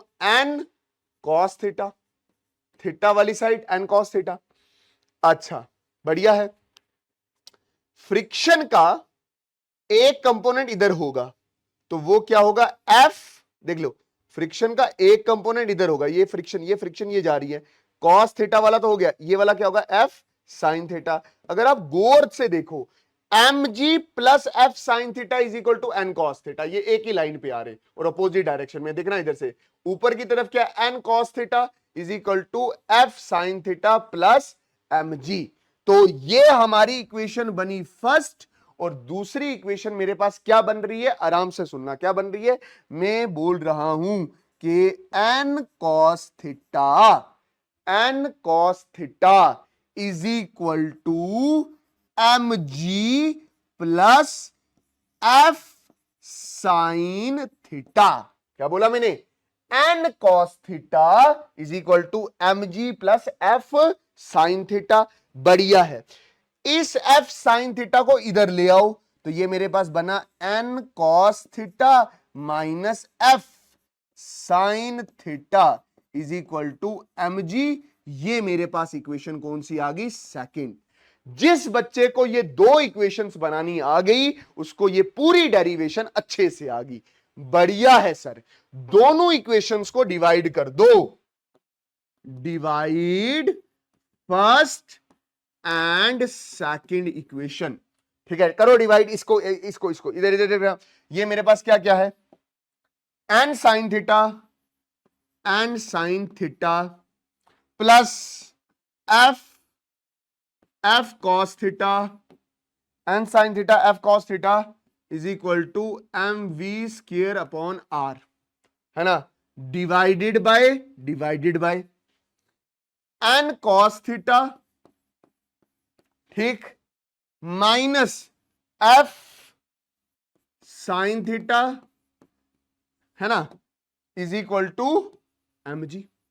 दोनों इक्वेशन को आपने डिवाइड कर दिया है, बढ़िया है। अब मेरी बात ध्यान से सुनो, आपने पढ़ नहीं रखा है कि भाई जो फ्रिक्शन होता है वो म्यू इंटू नॉर्मल होता है। तो जहां जहां आपको ये एफ दिख रहा है वहां आपने क्या लिखना है, म्यू इंटू नॉर्मल। जहां एफ दिख रहा है तो क्या लिखना है, म्यू इंटू नॉर्मल। आई बात समझ? तो मैं ये चेंज कर रहा हूं, पहली बात क्या लिख रहा हूं, देखना इधर, n sine theta plus mu into normal, क्योंकि इसकी जगह में क्या लिख सकता हूं, म्यू इंटू नॉर्मल। तो ये मैंने क्या लिखा, कॉस थीटा डिवाइडेड बाय ये मेरे पास क्या है, एन कॉस थीटा माइनस इसकी जगह भी मैं क्या लिख सकता हूं, mu into normal sine theta is equal to M v square upon r, और डिवाइड में क्या है, एम जी है। तो ये एम और एम क्या हो जाएगा, कैंसिल हो जाएगा। यार ये डिवाइड होता है ना जब नीचे, तो ये इसी के साथ डिवाइड हो जाता है। ठीक है, बढ़िया है, हाँ बढ़िया है। अब अगर आप थोड़ा सा दिमाग लगाओ तो यहां क्या क्या कॉमन है। पहली बात सर, ये n कॉमन है, ये n, ये n और ये वाला n क्या कॉमन। इन n नाजिया को बाहर निकाल दो। ठीक है, निकालें बाहर नाजिया को। लो भाई साहब, आपके लिए निकाल देते हैं नाजिया को बाहर। ये ऊपर से n बाहर आ गया, ऊपर से n बाहर आ गया, तो ये आ गया n बाहर। अंदर क्या बचा आपके पास, sine theta plus mu cos theta, बढ़िया है, ये n बाहर आ गया, डिवाइडेड बाय इधर से भी n बाहर आ गया, अंदर क्या बचा, cos theta minus mu sine theta is equal to v square upon are g. आगे जगह नहीं बची है। अब अगर आप थोड़ा सा ध्यान लगाओ, ये n से n क्या हो जाएगा, कैंसल। और इसी पेज का मैं बना रहा हूं डुप्लीकेट, इसी पेज का मैं क्या बना रहा हूं, डुप्लीकेट। मेरी जान, आपके लिए डुप्लीकेट बनाया। क्यों बनाया, क्योंकि मैं ये यहीं पे रख के आपके सामने ये सारी चीजें दोबारा सॉल्व करना चाहता हूं। ठीक है, टेंशन मत लेना, मत सोचते हो कि मास्टर मिटाने लग गया है। जो मुझे पहले से जानते हैं उनको पता है कि मास्टर बहुत तेज है, ये सारी ट्रिकें करता है, ठीक है, तभी इतना मशहूर है। अपनी तारीफ खुद कर रहा है। इधर इधर सुनो, ये है sine theta plus mu cos theta, ठीक, डिवाइडेड बाय कॉस थीटा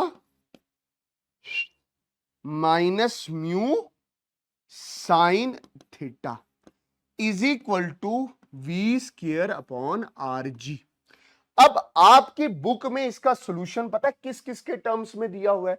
वो बोलता है मैक्सिमम सेफ वेलोसिटी निकालनी है, v निकालना है, बट किसके टर्म्स में निकालना है, बोलता है म्यू एंड टैन थीटा के टर्म्स में निकालना है। आपको तो v के साथ म्यू तो दिख रहा है बट टैन थीटा नहीं दिख रहा।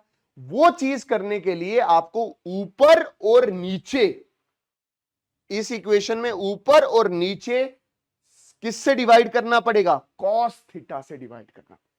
ठीक है, तो वो चीज मैं अब करने जा रहा हूं, अब मैं वो चीज करने जा रहा हूं जिसको आपकी तलाश थी। ठीक है, जो आप करना चाहते थे। तो मैंने क्या किया, ऊपर और नीचे यहां पे, जैसे यहां पे मैंने किससे डिवाइड कर दिया, कॉस थीटा, इधर भी किससे डिवाइड कर दिया, कॉस थीटा, इधर भी किससे डिवाइड कर दिया, कॉस थीटा, इधर भी किससे डिवाइड कर दिया, cos theta. Cos theta cancel, cos theta cancel, इधर आ गया 1, इधर भी क्या गया 1। बढ़िया है, थोड़ा सा पेशेंस रखना, आपको सब चीजें अच्छे से समझ आने वाली है। थोड़ा सा पेशेंस रखोगे तो आप मालिक बड़ा दूर चले जाने वाले हो। ठीक है ना, है ना, थोड़ा सा पेशेंस रखो, हर चीज समझ आने वाली है। तो हमारे पास एंड रिजल्ट क्या आने वाला है, देखो इधर, V square upon R G is equal to sine theta upon cos theta. ऊपर क्या बचा है, sine theta upon cos theta plus mu ही बचा है, म्यू 1 जार म्यू बचा है, और नीचे क्या बचा है, 1 बचा है, minus mu sine upon cos, sign theta upon cos theta. अब घबराओ मत, आपको भी पता है, मुझे भी पता है मैं क्या करने वाला हूं। Sine theta upon cos theta, tan theta, sine theta upon cos theta, tan theta. तो कुछ नहीं करो, ऐसे लिख रहा हूं, V square upon R G is equal to tan theta plus mu divided by 1 minus mu tan theta. आई बात समझ? हां सर, जबरदस्त तरीके से हमें समझ आया है सर। लव यू बोल बेटा, लव यू बोल, लव यू बोल बेटा, लव यू बोल, लव यू बोल, लव यू बोल, लव यू बोल भाई। इतना जबरदस्त करवा रहा हूं, इतना जबरदस्त किसी ने नहीं करवाया। लव यू बोल दे, लव यू बोल बेटा, लव यू। कहां बोलेंगे बच्चे? इधर देख, क्या बोल रहा हूं, v square upon R G is equal to tan theta plus mu, यही है ना, 1 माइनस म्यू टैन थीटा। अब इस आर जी को इधर मल्टीप्लाई कर दो, v square is equal to r g, bracket में क्या आएगा, टैन थीटा प्लस म्यू, और ब्रैकेट में क्या लिखोगे, 1 माइनस म्यू टैन थीटा।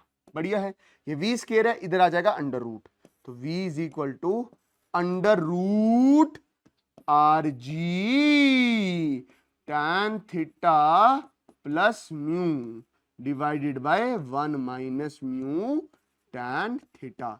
ये मैक्सिमम सेफ वेलोसिटी होगी, जिससे अगर गाड़ी चलेगी किसी बैंक्ड एंड फ्रिक्शनल रोड पे तो एक्सीडेंट नहीं खाएगी, उसको एक्सीडेंट नहीं होगा। अगर इससे ज्यादा पे चली तो उसका पक्का एक्सीडेंट होगा। बढ़िया है, बहुत ही बढ़िया है ये। अब इसकी कोई जरूरत, कोनो जरूरत नहीं है, नहीं है। अब देखो 2023 में पूछा हुआ सवाल है, क्या तुझे एंगल ऑफ रिपोज नहीं आता? आता है सर, एंगल ऑफ रिपोज आना चाहिए। Show that coefficient of friction is equal to the tangent of angle of repose. करवा दिया है हमने, 2023 में आया था। अच्छा, 2023 में दोबारा आया है, centripetal force drive its expression.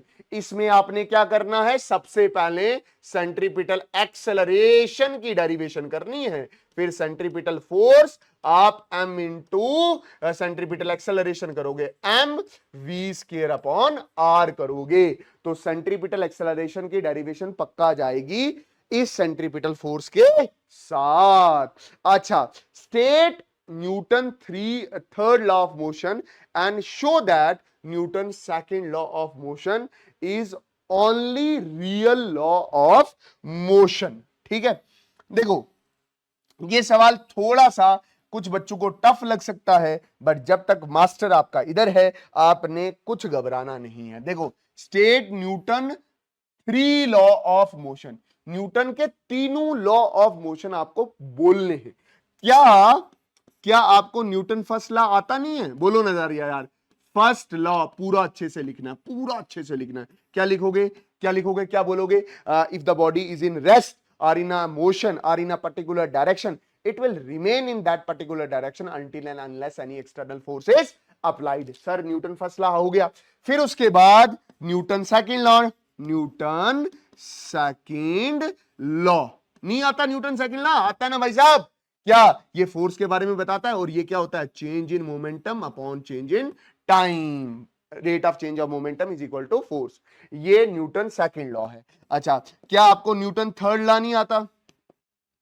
अभी पढ़ाया पीछे, न्यूटन थर्ड लॉ नहीं आता, पूरा अच्छे से लिखोगे, every action there is equal and opposite reaction. आ गया ना? अब इसमें सबसे इंपॉर्टेंट पॉइंट पता है क्या डिस्कस करना है, why show that Newton's second law is only real law of motion, कि हमें यह बताना है कि न्यूटन का second law real law of motion है। वो कैसे बता सकते, आराम से सुनना। देखो, we can derive first and third law from Newton second law, कि हम न्यूटन सेकंड लॉ से फर्स्ट और थर्ड डिराइव कर सकते हैं। That is why Newton second law is real law of motion. Sir करके बताओ, अभी बताता हूं। देखो इधर, इधर देखो, मेरे पास सेकंड लॉ है। सेकंड लॉ क्या कहता था? Force is equal to change in momentum upon change in time. इससे मैं फर्स्ट लॉ निकाल रहा हूं। इससे मैं क्या निकाल रहा हूं? First law. आप अच्छे से लिखोगे फर्स्ट लॉ अलग से। फर्स्ट लॉ कैसे निकाल रहा हूं? इधर देखना, देख, F is equal to change in momentum upon change in time. क्या ये न्यूटन सेकंड लॉ है? मैं बोल रहा हूं अगर फोर्स जीरो हो, बाहर से फोर्स जीरो, बाहर से फोर्स जीरो, तो ये जीरो है। Change in momentum upon change in time, change in time को इधर मल्टीप्लाई करो, zero into change in time is equal to change in momentum. तो ये आ गया zero is equal to change in momentum. मतलब चेंज इन मोमेंटम क्या हो जाएगा? जीरो के बराबर हो जाएगा अगर बाहर से फोर्स जीरो। ठीक है, तो मतलब final momentum minus initial momentum is equal to zero. ये उधर चला जाएगा तो final momentum is equal to initial momentum. बढ़िया है। अच्छा, फाइनल मोमेंटम क्या हो जाएगा? Mass into final velocity is equal to mass into initial velocity. Mass mass cancel, v is equal to u। यही तो चीज बोलता था Newton second law of motion. If external force is zero, अगर बाहर से कोई फोर्स ना लगे तो बॉडी जिस रफ्तार से चल रही है वो उसी रफ्तार से चलेगी। If the body is in motion it will remain in that motion until and unless any external force is applied. अब इसी से मैं थर्ड लॉ भी निकाल रहा हूं। कौन सा? थर्ड लॉ भी निकाल रहा हूं। अच्छा देखो, थर्ड लॉ के लिए आपको पता है ये मौलवी साहब 1 हैं और ये मौलवी साहब 2 हैं। दोनों अगर टकराए तो ये लगेगी, ये इस पे लगेगी force on second due to first. जब दोनों टकराएंगे एक दूसरे के साथ तो ये इस पे भी फोर्स लगाएगा, तो ये हो गया फोर्स ऑन 1। ठीक है, हमें ये चीज प्रूव करनी है कि force on second is equal to the force on 1 and it is in opposite direction. और हमने प्रूफ किससे करना है? Newton second law of motion. Newton second law of motion कैसे है? इधर देखना, Newton second law of motion कैसे? F is equal to change in momentum upon change in time. बाहर से कोई फोर्स नहीं लगी, मतलब ये दोनों आपस में ही फोर्स लगा रहे थे। एक्सटर्नल फोर्स जीरो है। Zero is equal to change in momentum upon change in time. Change in time को इधर मल्टीप्लाई करो, zero into change in time is equal to change in momentum. तो zero is equal to change in momentum. Zero is equal to change in momentum. अब यहां change in momentum होगा दो body का। ठीक है, चेंज इन मोमेंटम यहां होगा दो बॉडीज का। कैसे? Change in momentum of first body plus change in momentum of second body is equal to zero. दो बॉडी का चेंज इन मोमेंटम है। अगर मैं दोनों तरफ, अगर इस इक्वेशन में अगर अगर अगर अगर अगर आराम से सुनना, मैं क्या कर रहा था यार। ठीक, अगर मैं इस इक्वेशन में दोनों तरफ टाइम से डिवाइड कर दूं, क्या कर दूं? टाइम से डिवाइड। ये आ गया टाइम, ये आ गया टाइम, ये आ गया टाइम, ये तो होगा ही जीरो, ये तो होगा ही जीरो। अब देखो, change in momentum in first body upon time, तो ये क्या हो जाएगा? ये क्या होगा? Force acting on first body plus ये क्या होगा? Change in momentum upon time, force acting on second body is equal to zero. Force acting on second body is equal to, ये उधर चला जाएगा, minus force acting on first body. इसी को Newton third law of motion बोलते हैं। इसीलिए आप ये बोलते हो कि भाई साहब सेकंड लॉ से फर्स्ट लॉ भी ड्राइव हो जाता है, थर्ड लॉ भी ड्राइव हो सकता है। इसलिए जो हमारा न्यूटन है वो रियल लॉ ऑफ मोशन है। बढ़िया है। हाँ सर, इतनी बात तो समझ आ गई है, इतनी बात तो समझ आ गई है। अगला सवाल है स्टेट 3 लॉज ऑफ मोशन, 2025 का सवाल है। क्या ये आप नहीं कर सकते? हाँ कर सकते हैं सर।